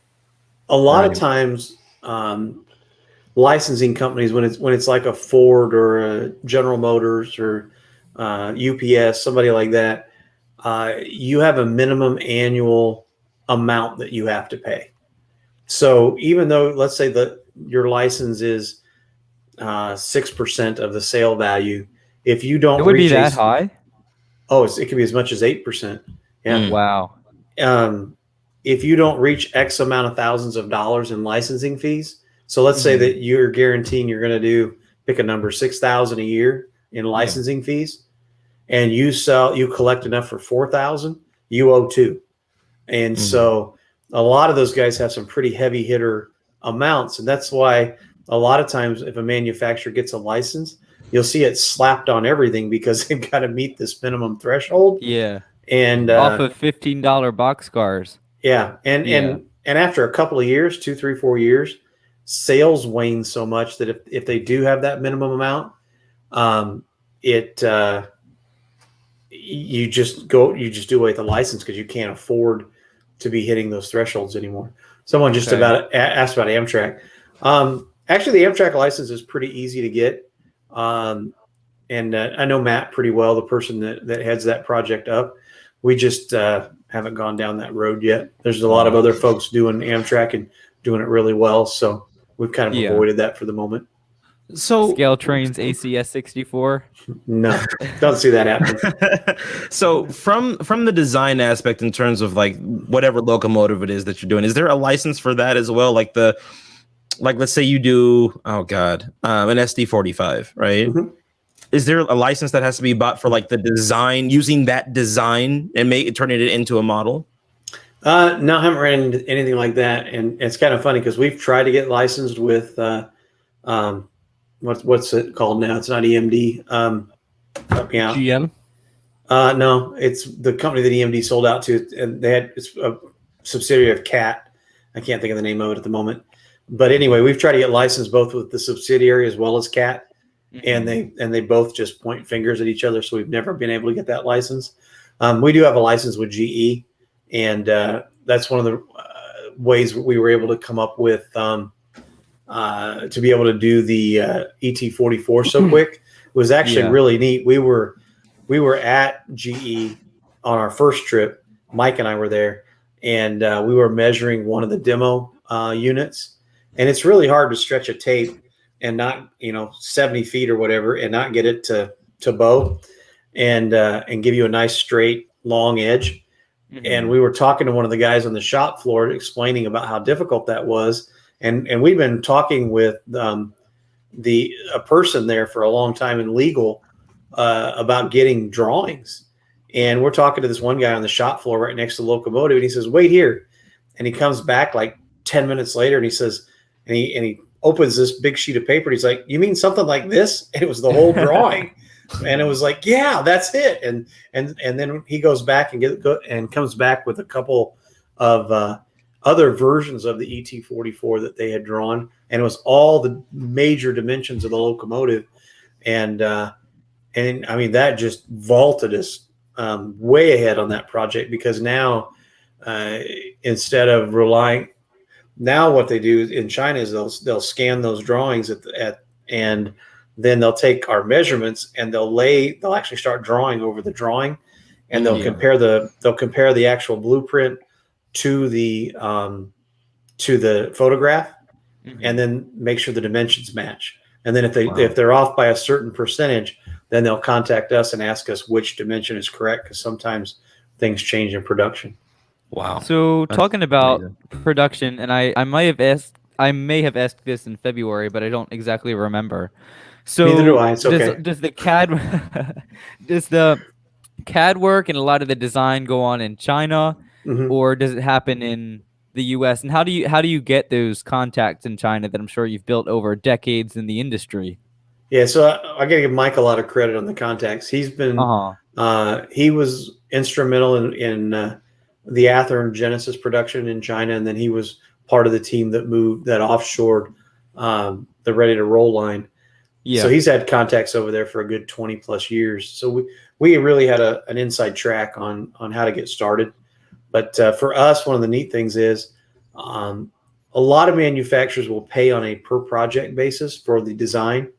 We actually pay the salaries, benefits, and other fees for a full design team. So we have 6 full-time design engineers plus a full-time design engineer / leader of that department. So they're totally dedicated to us and just doing our projects. Okay. Wow. Okay. Wow. It's a lot you don't think about. I mean, you open the turbine box and it's like, that's great, but then you don't realize how much went into that. So it's really cool. Even for me, I'd been around Athearn for 10 years when we started the company. Been to California several times. I'd been to Athearn when it was in Compton, in the old factory. Saw stuff being made there. Yeah. And I thought I had a pretty good understanding of what it takes. And even in this video that we just posted 2 or 3 weeks ago, when we were at the factory in November of 19, man, I learned so much more about like what it takes to actually, not only is it the design of the model, but then you have to design the tool and how that tool is designed to be able to then to do injection molding. It's funny to me. I mean, funny in a that's probably not the right word, but Funny in a not funny way. yeah. I mean, I hear people all the time go, I paid $250 or $280 for this locomotive and this part fell off or something happened, and it's like, that's not where the cost is going. It's like you have no idea how much effort went into this product. And, there's people that say you need to do 100% QA. And it's like, yeah, we'd love to do that. How much are we willing to pay? Because we've actually investigated that. Possible. Well, it's going to delay production for months. And the average locomotive would probably go up $100 to $200 a locomotive just because of the time investment. And then we got to be able to bridge the gap between production, right? There's 19 people who are counting on us for a paycheck every 2 weeks, their families. Right. You can't just stop making product. And so, we say there is a QA process, but it's not like every single locomotive, the person sits there for 15 minutes and just totally, looks every piece over and then sets it on the track and runs it in every direction and tests every function has gone through, but it's not like, it's like, does it light? Yep. Does it not light? Nope. Okay. That one's got a problem. Set it over here. We got to fix it. Right. Yeah. But it's not this hugely thorough process because you'd never get anything done. Mm-hmm. I wanted to know something else. How much time, how do I ask this? How much time or what takes place between like the CAD drawing process, like the blueprint that you have, and the actual molding process? Like what happens and how long does that typically take in between those two areas? Are you talking about production or for samples? For samples. Okay. So once the engineering drawings are signed off on for a locomotive, we normally allow up to 6 months in the tooling phase. Usually it's done in about 4. But then you'll get what's called first shots. And this is it's interesting. You talk about the photos and stuff. Our factory hates us for doing this. Well, I shouldn't hate us. They don't like us doing this. But a lot of times we'll have them make decoration samples on first shots. Even product development. Our product development team really doesn't like to do that because there are definitely errors in the photos because we haven't finished with the tooling at that point. We're close. But there's still tooling revisions to be made, like the SDL 39. There's some major changes that will happen from the photos you see on the website right now to what we actually delivered. Now that'll means it'll be a lot more accurate when we deliver it. But sometimes we really get raked through the coals because people will see these early photos and it's this one thing that drives me nuts is they'll wait a year and then they'll look at that photo and they'll go, such and such is wrong. And it's like, well, if you'd have told us that a year ago, or we might have already caught it. Usually we've caught it, but sometimes you don't. I mean, we're not perfect by any stretch. And you're limited to the amount of, you're limited by the information that you have. Sometimes you have to make your best educated guess because that photo that you need doesn't exist, or at least in your resources doesn't exist. I think people have this perception that there's this great model railroad library out there or railroad library, and you go to the railroad library and you check out all these volumes of information on XYZ, and you just take that to China and it magically happens. And that's the furthest thing from the truth. And the scale trains, Rapido and Broadway, you guys all do such a good job at showcasing all the effort you put into your products. And you're not a nameless, faceless company. You have multiple names, multiple faces, because there's too many nameless, faceless companies in our hobby who everybody's in it, but they are more in it for the money, it seems like, as we go on into the future and we don't see a whole bunch of innovation going on. And there's more out there, but this trio, the Rapido, Broadway, Scale Trains trio, you guys are constantly pushing the bar every single month. Drew, we see something new. So I appreciate that. And I think a lot of it goes back to the people that are leading those companies are passionate about the hobby itself. And thankfully, at least I hope for me, and I know the other guys, have good business sense. Yeah. You know, and as much as there's a passion driving it, you have to have the business side too. Absolutely. But that passion, I mean, that's what causes me to work the crazy hours. Yeah. Causes the other guys to work the crazy hours, but you always want to push that envelope. It's like, what's next? One of the reasons I enjoyed talking to the Rapido guys a couple weeks ago was you could tell that they were modelers themselves. They were in it because, I want to make this. Yep. And I want to have this on my layout. And when you're in it because you enjoy the hobby or you enjoy what you do as well, you tend to do your work a lot better. And that just goes for any job. Yeah. Yeah, absolutely. Mm-hmm. And we briefly have touched on innovation. And I'm going to ask this, and you don't have to answer it. Or you can answer it. Or you can answer it with okay. You can answer it with as many specifics or as vague as possible. But what innovations do you see or would you like to see in the next 10 years? Not necessarily from scale trains, but just where do you see the hobby is going to go from a company standpoint? Take that question wherever you want to go. Yeah. Go wherever with it. Well, I'll say two things. First of all, guys, don't hesitate to ask a question. If I'm unable to answer it, I don't know the answer, I'll tell you. Mm-hmm. And that's one that I'm going to pass on, just from the standpoint of we spent a lot of time in the last 5 months, almost hired someone for a special project, and we're still on the hunt for someone to help us with this special project, and we will invest as much as we did when we started the company into this project. Wow. And we believe if we can bring this to fruition, we'll revolutionize the model railroad industry. I'm so Well, excited. we're gonna make some more Scale Trains Conspiracies episodes. I was about to say Scale Trains Conspiracies Yeah. episode 3 But next week. So we had a Scale Trains Conspiracies. That was our first episode, and then we made a Scale Trains Conspiracies Part 2, in which we talked about Scale Trains for 15 minutes, and then only talked about Broadway Limited. So in all of our conspiracizing, one topic we talk about is conspiracizing on what your Scale Train steam locomotive, the one that's in tooling, is going to be, and we've conspiracized about that a lot. So I don't know if you've watched this show, but have you ever heard us mention it? Yep. Mention the one. I can't. 10 I mean, episodes. Drew, as much as I love you, I can't say that I spent 3 hours on Friday night listening to the I entire podcast. I understand. But Our podcasts are kind of long. I haven't rewatched a single episode, so I understand. I can't. You lived it. You don't have to. I can't sit through an hour and a half show, let alone 3 hours. I understand. I get the replay in my mind every night.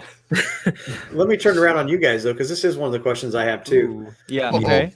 Is what do you guys see as the future of model railroading? Ooh, okay. You know, we're gonna go for 3 hours tonight. Just listen. So you briefly answered this earlier, but have you heard us mention the steam engine that you guys plan on making? I don't know. I mean, I as much as I say, I'd love to say I've listened to every broadcast from start to finish. So I'll say maybe because I don't know. Everybody who we've been conspiracizing for 10 weeks now, we're all gonna say one guess, and we don't want you to confirm or deny. We just want to see your reaction. I'm waiting. That. Hang on, we're kind of dodging his question, but okay. All right, Sam, go. Yeah, I thought the question was where we want to see the hobby, not. We'll get to it. We just want to conspiracize about what we think the first Scale Train steam locomotive is. Their new one. Just we want to say our guess in front of you, so that when it comes out, we can talk about how stupid we were back now. Yeah. Drew, what was your first rule earlier? Okay, so my guess. Oh shoot, I forgot the number. Some Chesapeake and Ohio thing. Never mind. The 1309. The new print. It was 1309 was my guess. It's probably really, really wrong. but So the Chesapeake and Ohio 1309 is my guess. What's yours, Clint? Bachman. Can I pass right now? I'm thinking. Oh, okay. What's yours, Sam?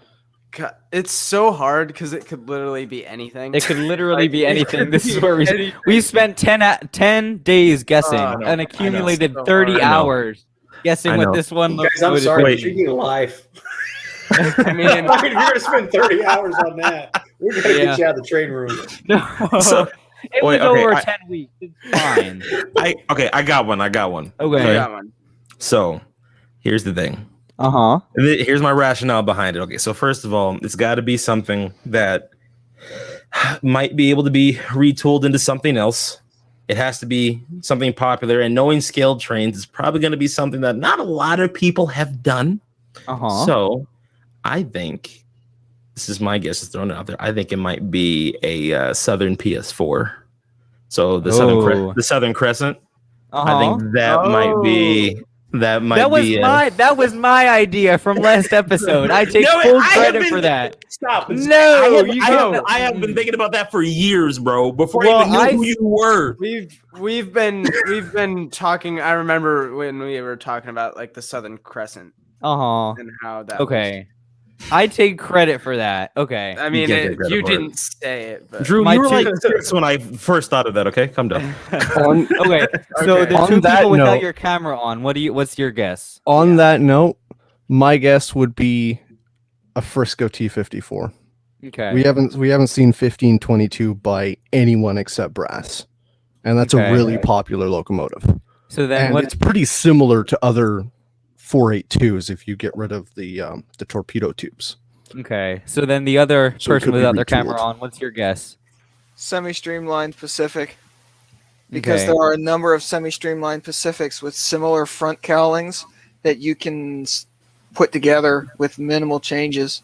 Like one comes to mind, and we had a discussion. I blew someone's mind earlier with silver heavyweights from the Santa Fe, the Valley Flyer. IHC did that model a long time Yep. ago, It and was they're very hard to made find and very blah. And the alternative is a brass model that's equally hard to find. But there are other semi-streamlined Pacifics that look similar enough that if you make an interchangeable cowl, it could work. So we'll revisit this episode when the announcement's made and we can talk about how dumb our predictions were. I will laugh when one of us gets it right. Yeah, that would be Oh, Sam, well, we'll see. did you have one that you wanted to throw out there, bro? it's hard. Like I said, I'm gonna go with one of two. Okay. I was thinking when you all said it was like, probably big road name. I thought Union Pacific because I tend to like that. So I was thinking maybe the 49er because Okay. streamlining's in and they're 482s and 462s, I think. So like they're very interchangeable based on, I mean, it's not easy, but like it's a very, the chassis is very malleable Similar? or very Okay. very similar to other products. My other one was, you guys said that you acquired the Milwaukee Road licensing. Mhm. So my first thought was like a Milwaukee Baltic, but Really? F7 maybe. Hiawatha? yeah, Oh, I was or like a Hiawatha or like I thought like the Baltic or something like that. But Well, then again, we hope you've been entertained by our guesses. I am. I actually wrote a couple of those down. They were pretty Wrong. good. Nice. Yeah. So Um, out of respect for your time, how about we kind of bring things to a close talking about, I guess, your original question you asked about 15 minutes ago. Where do we see the hobby going in the next Yep. couple of years? Oh, my camera died again. I tried to switch it back. someone meme Drew again. It's back Before to my me. computer dies again, can I throw in a couple question as well? Go for it. Crashes again. I'll speak for Drew. Sure. One of the things that I do on the side and I'm enjoying is I do custom work on my own stuff, and I'd like to potentially market that. Oh, and there goes Drew. And I'd like to potentially market that at shows. what do you guys do or suggest I got to kicked put out. yourself out there and make a presence at an event? Like Mm, big great banners and fancy signs and all that are great, but it doesn't do you any good if they don't know who you are. Mm-hmm. Did you ever go to an RPM meet? No, I mostly spend my time at I travel with one of my clubs. I do the Great Scale Show, and I do a couple of the Greenberg So shows. you do Timonium, okay, and then okay. But I just meant in general. How does a fledgling company get started at an event and making their presence known? Boy, that's a good question, and we go through the same thing in just trying to stand out. Because one of the hard things is when you go to a tabletop show, everything looks the same, and it's all in your presentation and making it so that when someone's walking by just table after table after table, I mean, you guys have been to the shows where people have every locomotive and they're just like this all the way down the table, and it's like, well, how in the heck am I supposed to see that? Or all you see are box ends just stacked up for days and I understand that. I mean, they want to make the most out of their table space, but it's merchandising. Mm-hmm. You want to stand out. So, come up with a colorful tablecloth or your product. One of the things that we do is we went to like Hobby Lobby and bought wooden boxes, and then we flip them upside down and they're different heights. So then it makes the person's eyes, they're going around your table, their eyes moving. Lighting is another big thing. And it can be just as simple as clamp lights on the table, because you want your product to be seen in the best light. And a lot of times when you're in these shows, it's really dark and it's hard to see the product. Yeah. And this was probably one of the toughest things for me is James. That's a good marketing tactic. Well, what I would suggest is since James is a big fan of you guys, I would have him come to your show and sign autographs. He's done that for us, and he's got groupies all over the place. So see, there you go. And Shane, could you come down to Pennsylvania in 2022? Definitely a quick drive for you. I mean, sure. We've got something planned that we'll be visiting a lot of places in the next couple of years. So Nice. not ready to reveal details yet, but you'll see us out and about. I see. But think of the things that are going to make you stand out, and then one thing we've learned too is something for people to take away, so that they remember you. And something simple, it could be like a business card because it's cheap to print business cards. One side could be about your company, and then on the back side could be an offer. That's good. That's really good. Nice. One thing I see a lot from manufacturers at shows like you guys and Broadway and Bachman and some of the bigger shops like Spring Mills Depot that often have their own small line of products is they have product boxes stacked up on either ends of a table and then stuff out for display in between them, so it kind of draws you into the middle.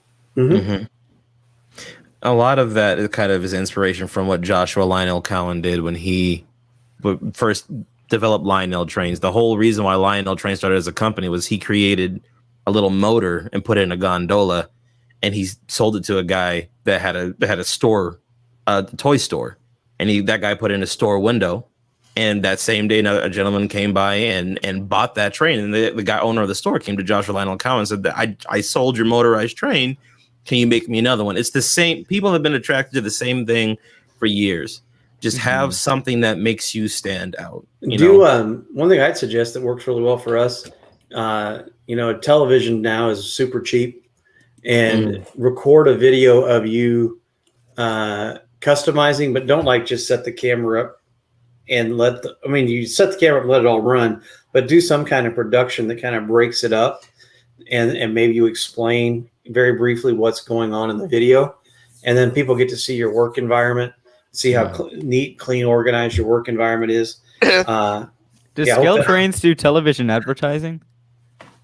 We haven't to date. You're gonna see us start doing more YouTube advertising soon. Okay. Nice. I don't think I've really seen any model company do like a television ad or a radio ad. It's I've seen them in conjunction like from NBC. other things, and like you said with YouTube, I've seen plenty of them on YouTube. And I just dropped the arm of my chair off on the ground again. It's a cost thing.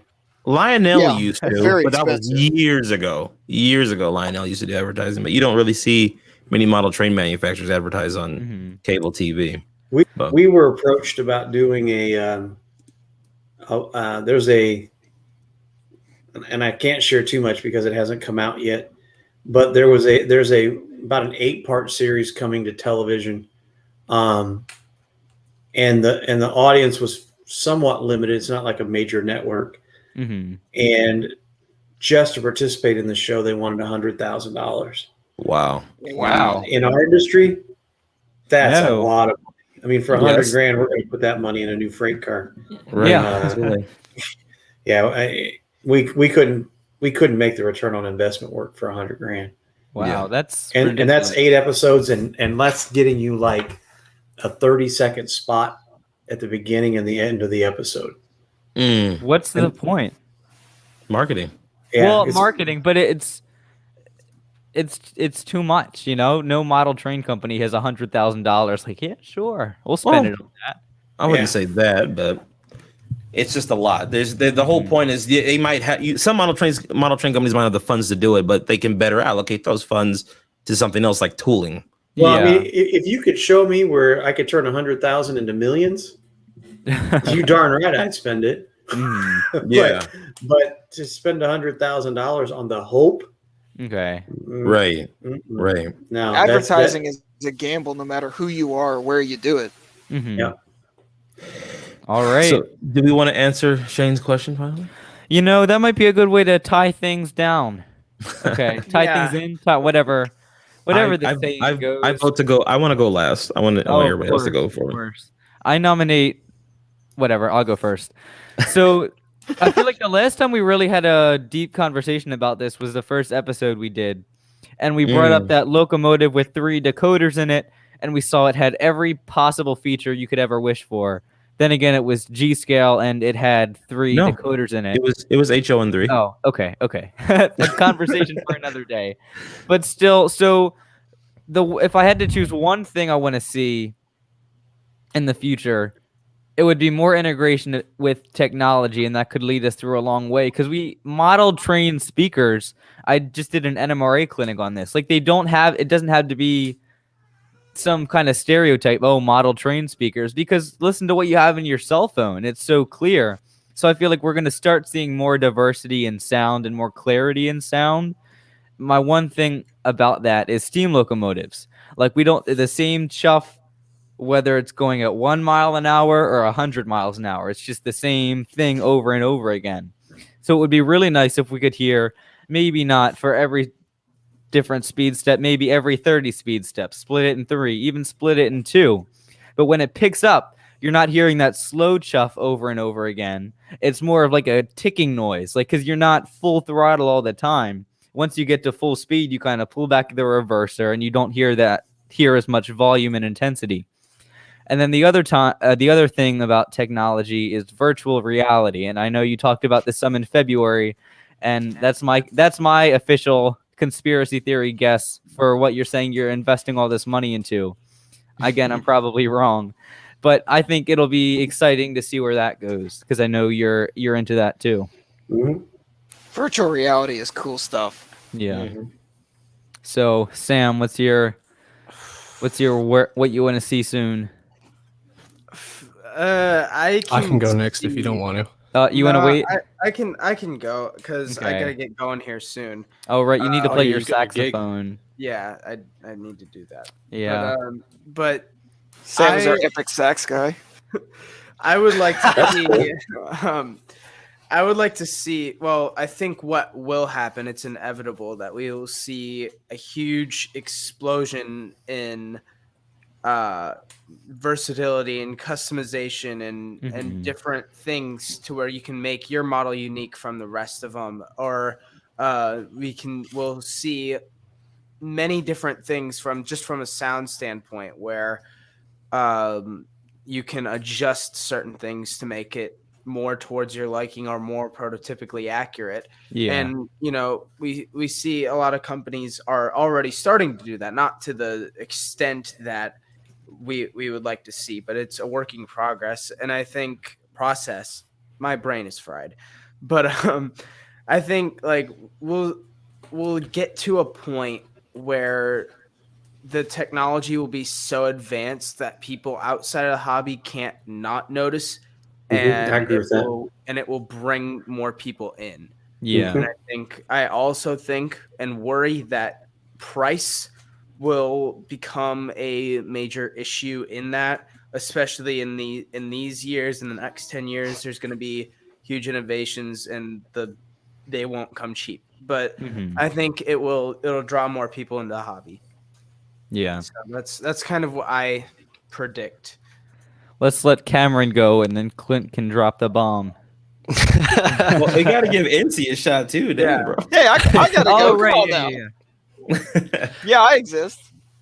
Okay. So, adding on to what Sam said, I think what we're going to see is an explosion in modularity. And what I mean by that is, we're going to see, various chassis and stuff coming out from manufacturers like scale trains. And then we're going to start seeing people making molds to go onto these chassis. So you can have, a 460 that is just a generic 460. It's pretty cheap to get. But then if you get that, then you can go onto Shapeways and you can get a prototypically accurate, Southern Pacific boiler or something and turn it into its own thing, but using those parts. And, things like decoders. I think we're seeing a lot more modularity in decoders coming out lately. Like ESU option. Yeah. You got lots of options for horns and ESU, where people are just programming they're just programming everything themselves and getting their own sounds. All right, so what do you think, NZ? One of the things I personally really enjoy seeing is small stuff that you wouldn't really notice until you look at it closely, such as different colored lights, being able to change your class lights. Every once in a while, I'll see something with a spinning radiator fan in the top, which is, you'd never notice it unless you're looking at it or looking for it.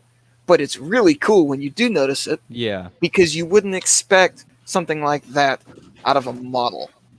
I first saw that with somebody who did custom work on, I think it was an FA, and he had that great big fan in the back spinning. And one of my favorite models in my collection is the Roco Bale Hack snowblower. I just knocked my armrest on the floor again. With all the little stuff it can do, the small motorized things to adjust the angle of the fans or the fact that the fans spin, that sort of thing. Just little stuff, little insignificant things that, when put together, really make a model stand out. Guys, I'm looking off too because I'm taking notes from what you're saying. So I'm paying attention. All right. I was going to say I could see him writing stuff down over here. Okay, Clint, bring us home. He's about to drop Then the I got a bomb. follow up. Oh, Ooh. sounds So- good. There's been a common theme throughout the entire evening, is innovation. And also the idea of keeping the hobby alive, getting more people into the hobby. With technology being the way that it is now, one of the greatest things and one of the things that I hope to see, and I've talked about this before, but the one thing that I hope to see in models is better integration with modern technology, modern apps, and social media platforms. And here's what I mean. It would be nice to have a locomotive that was designed to have a camera built in it. The Mhm. camera would be, let's say, on the inside of the cab. It could be steam locomotive, a diesel locomotive, whatever. But basically, you get to control your control. You're literally in, and this kind of ties into the whole virtual reality thing too. But the camera is positioned in a way inside the cab where it looks like you're actually driving the train. If I have a layout, I can be at my computer monitor, maybe running my train on JMRI, but I've got the ability to look through the camera and drive my train from my computer and basically look at everything from the engineer's perspective in my model train. On top of that, it would be nice for a manufacturer to come out with technology that would allow you to broadcast this footage onto streaming platforms like Twitch, YouTube, Facebook.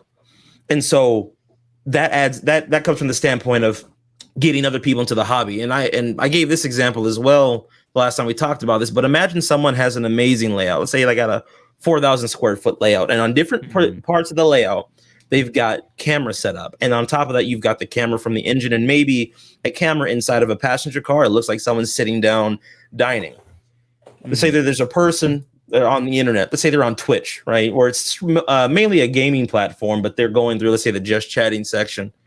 And they're scrolling and they're seeing in the feed a video of what looks like a mini dining table and beautiful scenery.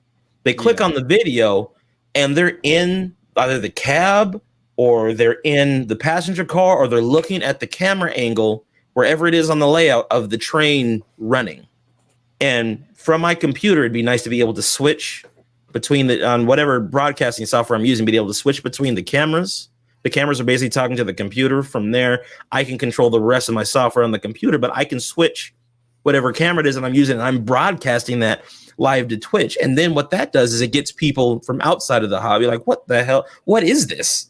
And they're just sitting there intrigued for 20, 30 minutes looking at this video of a world that they've never experienced before. And then, bam, the camera pans out. They see this is a model train layout that somebody has. And then that begs the question, like, what?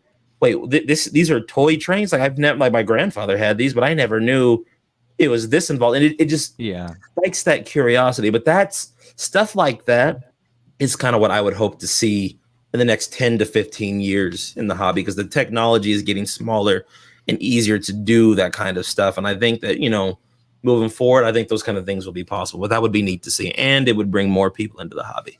So, Clint, I'm going to have to talk to you after the show about that because I've been working on something. Well, we're all going to be here till midnight. Shane's obviously going to have to go. But I need to here for hours after the show's over. I need to get going like right now. But we love you, Sam. Awesome. It was Sam, awesome thank you for thanks for your time, Sam. I appreciate it. Cool, thank you. Thank Have fun you for making your money questions. with your saxophone. It was awesome. I will see you guys soon. I might come back on when I get back. That might be 10:30 or so. All right. I might be back. Okay. Bye. Have a good night. Bro. So, guys, I have a right. follow-up question for you. Okay. And I must say I'm impressed with your answers. You guys definitely have a vision for what you'd like to see, and I think that's one of our biggest challenges as a manufacturer is finding people with vision. What are your people right here? So that's kind of my follow-up question. I think all you guys are a little bit younger in your teens. Am I right? Clint's almost 30. I'm 16. Shit, I am not. I'm 26. Calm down. Are you 26, Clint? Yeah. Wow, you look very young at least, but your picture's only like this big. So I know. I look very young for my age, I know. So any of you guys thinking of a career that's going to lead you to the model railroad industry? And if so, what would you like to do? Damn. I don't really know what's available. I mean, if somebody offers me a job in the model train industry and they shoot me something, they're like, hey, go get this kind of degree and maybe, one day you'll have a job here. I wouldn't be opposed to that. I mean, I don't know what careers are out there. Like, cause model, you hear be this, be that, and there's kind of a job path. Model train industry, it's not really something you talk about too much. And when you hear people describe it, Jason Tron specifically, because he talks a lot about, hiring people.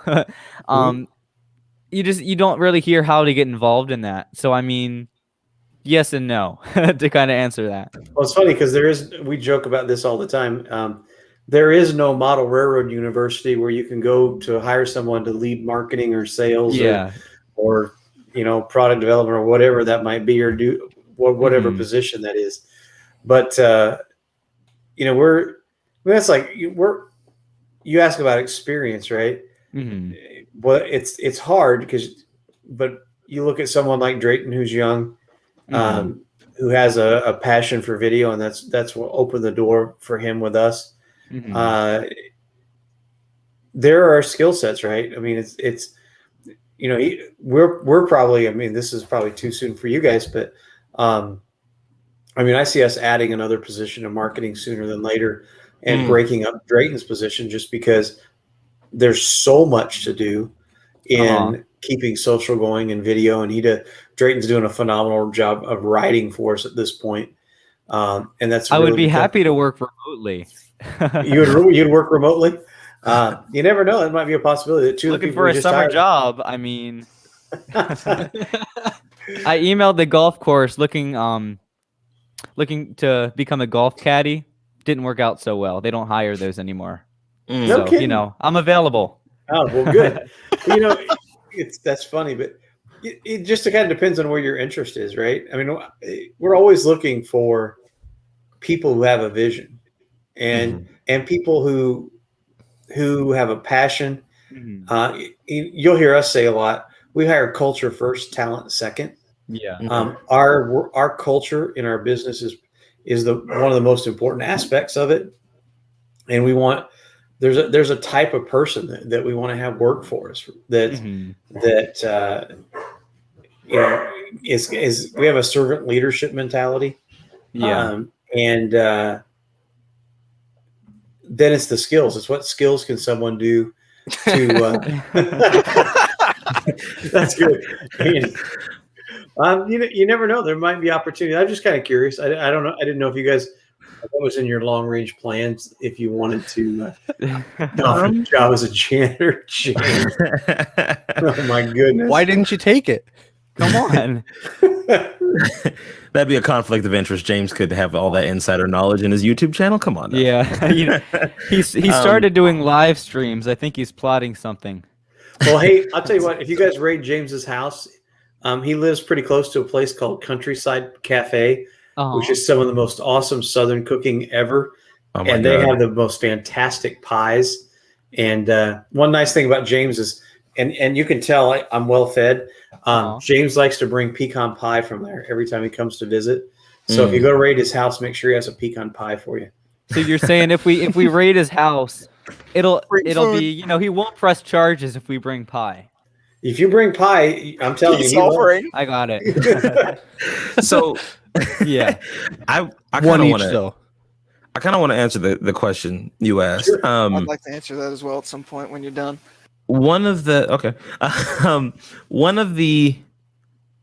reasons why I was so excited that you were coming on the podcast today was for selfish reasons, in the sense that like I've had thoughts of starting my own model train company, but didn't know how.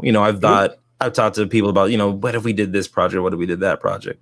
Listening to you talk about your origins in the hobby was very, it was very eye-opening, very enlightening, very enriching. I learned a lot, and I want to thank you for that. You're welcome. But yeah, I would, if I was given the opportunity, I would love to do something in the hobby, to some capacity, whether that be in marketing. Marketing is something I understand a decent amount, just because of, like I said, living under my mother and her, just that's what she did for, my entire life. But I also love talking to people. I've been doing the YouTube thing since I was 12, the model train specifically since I was 14. So if I could just I've always thought, like, if I could just figure out a way to be in the hobby, and I don't know, on a more professional level, and do something, that I would definitely jump at the chance to do that. So I don't know what the future has in store, but if there's something with you folks or someone else down the road, I'd love to potentially pursue that. So Well, Drew has my email address. Drew, if you'll share that with these guys. Actually, I guess I can do it in the chat here too. Yeah. Do it in the private chat, not the big Oh one. yeah, don't do it in the If you public don't- chat. I'll tell you what, There's Drew, two you tabs share it. there. Here, No, I don't put that out there. I'll distribute There it. you go. Send me your contact info, guys. Hit the wrong Absolutely. button, and your Scale Train's product plan for the next 2 years is going to be public. Well, thankfully, I don't have that on my screen right now. So That's good. Okay. We're saving that for afterwards. yeah, that's Yeah, it. yeah, that's good. NC, Okay. you wanted to And throw so you had something? something? On that note, again, why I asked how to get started is one of the things I enjoy working with my models that I've only really picked up in the past couple of years is, again, picking up small stuff. And Clint shared a video of a model that he did where he put an orange light under the firebox and made it flicker. And I enjoy working with there's another note. And I did that on one of my models, and that's something I enjoy doing. And if I can bring something to the table, even if it's just customizing, well, here's a steam engine, put lights in it, cool. Or here's a diesel, NS modeler or something on YouTube does a lot of those extra lights on his models, putting the lights on the trucks, step lights, extra lighting on the side of the hood, that sort of thing. I enjoy working with that little stuff and making it work, trying to make it look neat if we can. And there's not a whole lot of people out there doing that.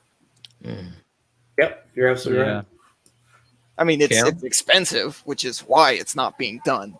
But as small LEDs get cheaper, and as wire and plastic and tooling gets inevitably cheaper with time and technology, we're going to see that coming up more and more. Cameron, what do you think? It's 24, by the way. NS model or 24. I'll get it eventually. I would absolutely love to get into the industry of modeling and modeling in general, honestly, not just trains. Because I always love giving back. If I get something out of a community, I always want to put something into the community. I don't want to just be taking all the time. A specific job I would want to do, I don't think anybody here would be surprised to hear that I would probably go with R&D. That would be my first choice, because I already pretty much do that on my own. That's just what I like to do. I will spend hours upon hours of our Facebook group chat. I will spend hours upon hours just on steamlocomotive.com or .org or whatever it is, just going through random articles of 464s that haven't existed for 80 years. Just because joke about rivet counting here. Well, I'm the ultimate rivet counter. Yes. That's good. If somebody makes a joke about a locomotive, he'll make a whole paragraph correcting. He's got the Identify the stats, problem. figures, Go through the identify why chat it's logs. wrong, This isn't a what lie. you should have said. We have a Prototype long-standing pictures. tradition now. Cam's locomotive of the day. I just find a random prototype from a completely random road. And I'm just like, hey guys, isn't this cool? And if you ask me anything about that locomotive, I will probably be able to tell you about it, because I've just gone on a deep dive of just that locomotive. Yeah, we almost hit Cam's locomotive of the day 100, so that's a milestone. I don't think we're there yet. I think we're like at 10 because I keep missing them. Yeah, you do skip quite a few days between. I won't gotta do make it- up. I won't do it for a month, and then I'll do it like 3 days in a row. Or 3 times a day. So anyway, I'll post random stuff, and then I'll have one official locomotive of the day. But I will post like 15 things at a time. So out of respect for your time, are we good, or is it time to wrap things up? I'm good. It's funny you guys are talking about the private chat versus the comments. I didn't realize that there was a whole comment. Oh yeah, thread, and now I'm leaping through. I'm like, holy cow! There's been a lot of people. Oh yeah, there's a lot of people saying stuff here. Yeah. I was gonna This has say been one of our best for viewership in some time. Yeah. I think it's our best ever. We gotta It was start at on today, bro. 21 Come and on now. 22 when I checked earlier. Yeah, we peaked at 30, which is pretty good for us. Yeah. Oh well. I think when I went on Tuesday with Bob Gruba on Train World, we only hit 50. So I mean, we're half of Train World. So that's quite a milestone. For a small fledgling group like this, we're doing pretty darn well. That's true. Oh, I have a question for you. So, being involved in publications like I am, I do stuff for Model Railroad News. What is it like for a manufacturer, like to put, like, is that a big point of sales for you, or is it more digital marketing, or how would you say that publications like Model Railroad Hobbyist and Model Railroad News play in, I don't know, the business part of things? It's funny. I was going to ask you guys a question that says, "How do you learn about new models?" YouTube. That's kind of what it's. James. Yeah. Print. I've gotten into print. These more guys. being like involving myself in it. I've started to like subscribe to magazines. Mhm. So Print. I mean, when you look at the demographic, the overall demographic, print's still an important piece of the puzzle. yeah. And so you'll see us doing pretty much all the majors. There's we do some digital advertising, but the ROI isn't there. Yeah. You just don't see it because you can track it a lot easier than you can print. Probably the best areas that we've seen is our our Facebook advertising. Mm-hmm. Yeah. That's how I and normally find models. Yeah, Mhm. and you'll probably see. I mean, you are going to see us do some more on YouTube, and you'll see us do some more with Google AdSense. But that's probably more where we'll reach out. Okay. Nice. So increasing YouTube, how would you, or one more thing I wanted to say. I'm sorry, I just lost my train of thought. So increasing on YouTube. Train of thought derailed. Oh yeah, my train of thought did derail. So increasing on Hate that. YouTube, have you Bad joke. have you noticed with going through so many people and hiring so many people for YouTube, how do you feel like Scale Train's digital advertising is going to be in the future? Because I see a whole bunch of people, whole bunch of companies, not just model railroad companies. Like Rapido has 2 people who their full-time job is to make YouTube videos, amongst other things, but that's in their job description. Mhm. And Model Railroad News, like Ron Marsh and I are now doing videos for Model Railroad News. I'm not good at frequency, but it happens sometimes. And then Scale Trains, I know you're looking for somebody else now. You've had Drayton, you had somebody else. I don't know their name. But going through all these things, how do you see the future of web advertising, specifically on YouTube, is going to be? Do you think it's going to keep expanding?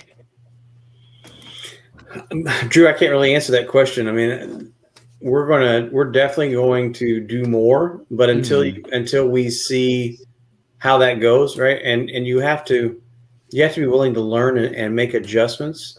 Yeah. To your marketing. One thing you'll find is if something proves itself, we're not afraid to put the financial and people resources towards it to make it more successful. But we got to learn more about it, and we haven't done much. We haven't done enough on YouTube to really comment in a way that shoot, I'm not even sure what the word. A definite response. Yeah, it's hard to give you that because we just don't know what we don't know. Okay, so it's YouTube in a way, at least from a business side, is still a new tool, and you're still figuring out the most effective way to use it. Yeah, I mean the thing you guys got to remember is, in our industry, none of us have like huge marketing departments with people that are specialized in many different areas. Between, digital advertising is not broken down between media partners and YouTube, Facebook, Instagram, you name the platform. And then, you don't have multiple graphic designers and a person who's devoted to web merchandising and all that kind of stuff. There's just not, I don't know of anyone that's got all of those positions in our industry. Mm-hmm. So as you grow and as your business grows, you expand, right? Because for the longest time, I led marketing, and Joe, who's one of our founders, templated most of our marketing and we put that together and so there wasn't like this devoted to it. But as we've grown, Holly, now we hired her in December. She leads marketing. We have Bailey, who is our graphic designer, and this is her first out of college career job. And then you've got Drayton, and then we'll probably do one more position within the next year. But in that same vein, you have to look at the whole company, right? So we just hired 2 in product development. We're probably going to hire another person, probably 1, 2, 3 more positions in product development within the next year. And then it has this cascading effect where we'll definitely be hiring in product support within the next year.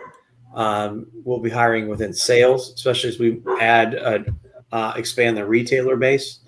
So you have to look at the whole company, because that's a lot of expense, because it's not just paying their salary. You got to pay their benefits, and you got taxes with the federal government and all those things. So as much as we would like to specialize within certain areas, there's just not enough revenue and profitability to be able to be that segmented. Okay. Right. Wow. One thing that I'm thinking of, which you could probably use to leverage yourself, and you do this already, but I find that in the last 12 months, Model Railroad podcasts have just started exploding. Because Zoom exists now. Well, you've always had stuff like that. You've had Skype for years. We haven't been forced to use it. Yeah, I would agree with that. But what I was going to say was that we were even passing around the idea amongst ourselves at the podcast of everybody getting the same model and reviewing the model live, and then each one of us would focus on the aspect of the model that we enjoy, or that's our expertise or our niche. I think that might be something cough, cough, you might want to look towards in the future in terms of maybe leveraging certain YouTubers and their popularity and getting the product out there.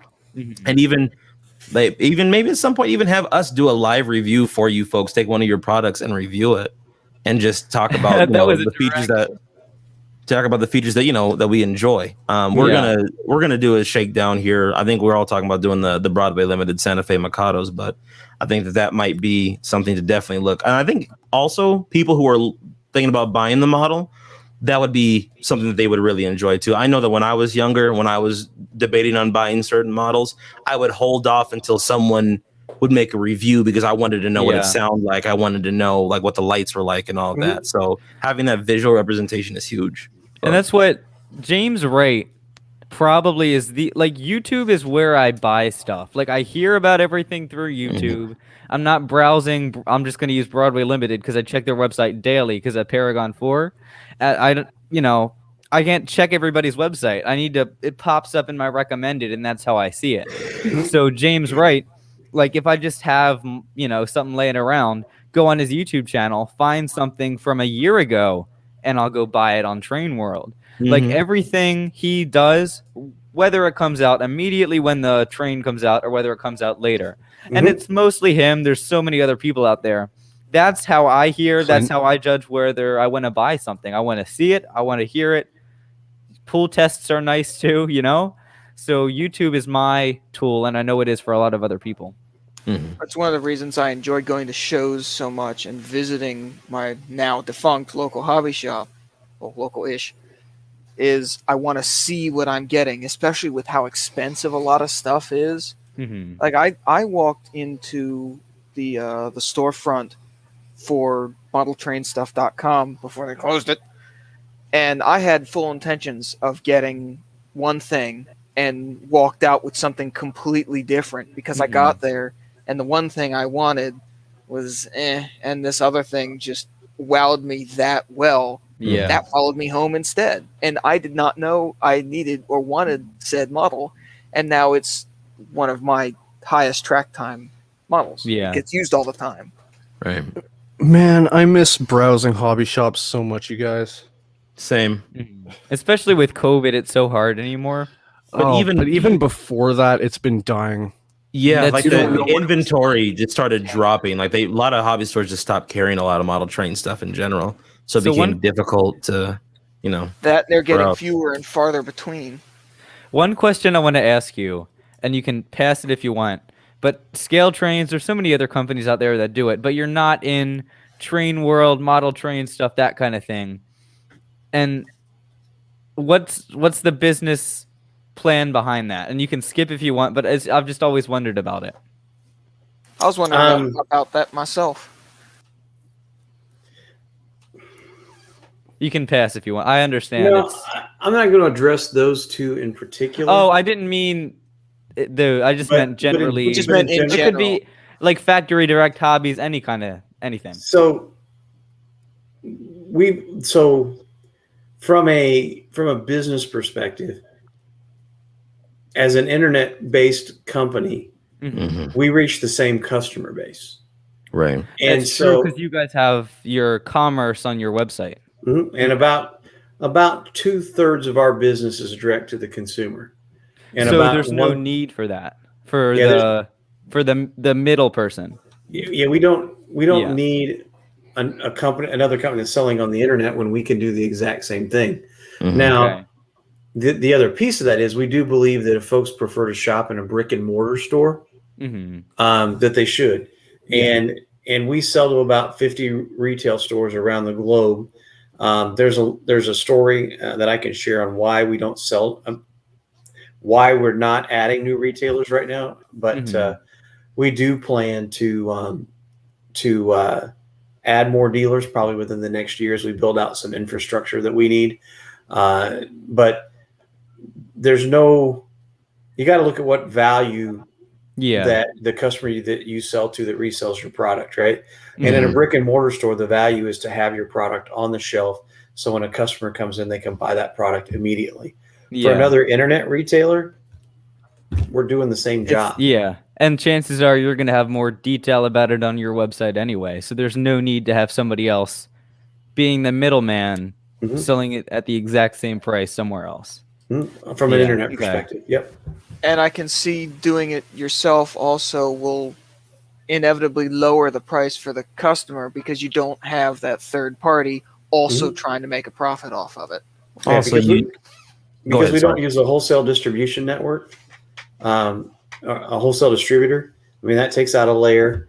And then because we're servicing retailers direct, and then a large percentage of our business is direct to the consumer, that allows us then to do a couple of things. If you look at our pricing, we're intentionally at the lower end of the premium brands, and that's by design because we've got profitability built in because of that.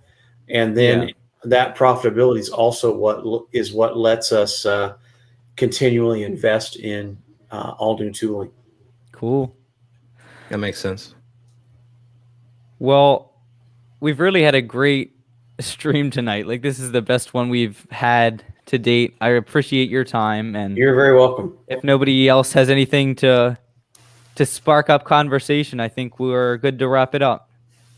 I just want to say thanks for coming out. This has been great. Thank you, sir. This has been amazing. I appreciate your time very for my much. computer issues. You're welcome. Well, guys, I just want to say I really do appreciate what you're doing to hang out on a Friday night and share our passion. It's good to see younger folks involved in the hobby who love what they do. I'm amazed at you guys, your collective knowledge about steam locomotives, especially, and your passion, especially considering your ages, and really appreciate the kind words you've had to say about me and our company and our products. It doesn't go unnoticed, and it means a lot. And I just want to say thank you for that. Thank you, sir. Appreciate you for spending the time. I really appreciate it. You're very welcome. Guys, have a great night. I'll hang around. Are you guys going to stay live for a little bit, or are you going to the after show? We're going to the after after party. Broadcast. We're all here, so Okay, we I'll hang out for just a minute, and then I'll get going. All right, sounds good. Thank you, everybody, for watching. I appreciate it. We're going to take a break for a little bit. You're probably going to see us next in mid-June. Probably not on a Friday. Maybe on a Wednesday if Clint's not streaming. Maybe on a Thursday, Tuesday. Who knows? Anyway, what I have for the outro this week is a little bit different. At the end of the interview that me and Shane recorded back in February, I made a compilation of all their YouTube videos. 50 gigabytes on my computer hard drive. It almost caught on fire. But nobody really saw it because I get, not a whole bunch of people watched all the way to the end of a 90-minute interview. So I'm making people watch it now. So thanks everybody for watching. See you next month.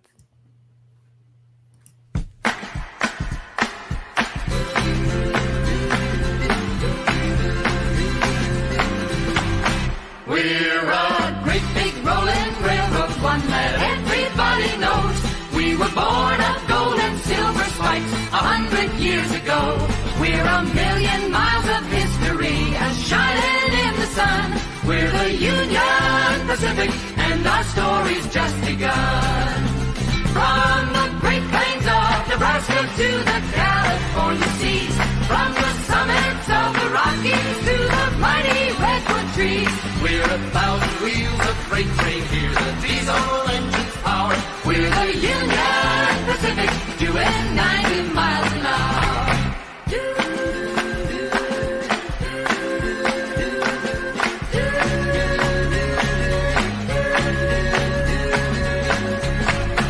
Bound from Omaha to Portland through Cheyenne and Laramie, we're heading west for Boise on the main line to the sea. Across the Flats at Salt Lake City, on to Vegas and LA. We're the Union Pacific, and we've got the right of way. From the green fields of the prairies to the blue Pacific shore, we deliver your great cargo and come rolling home for more. On the backbone of our nation, you can see us make the climb. We're the Union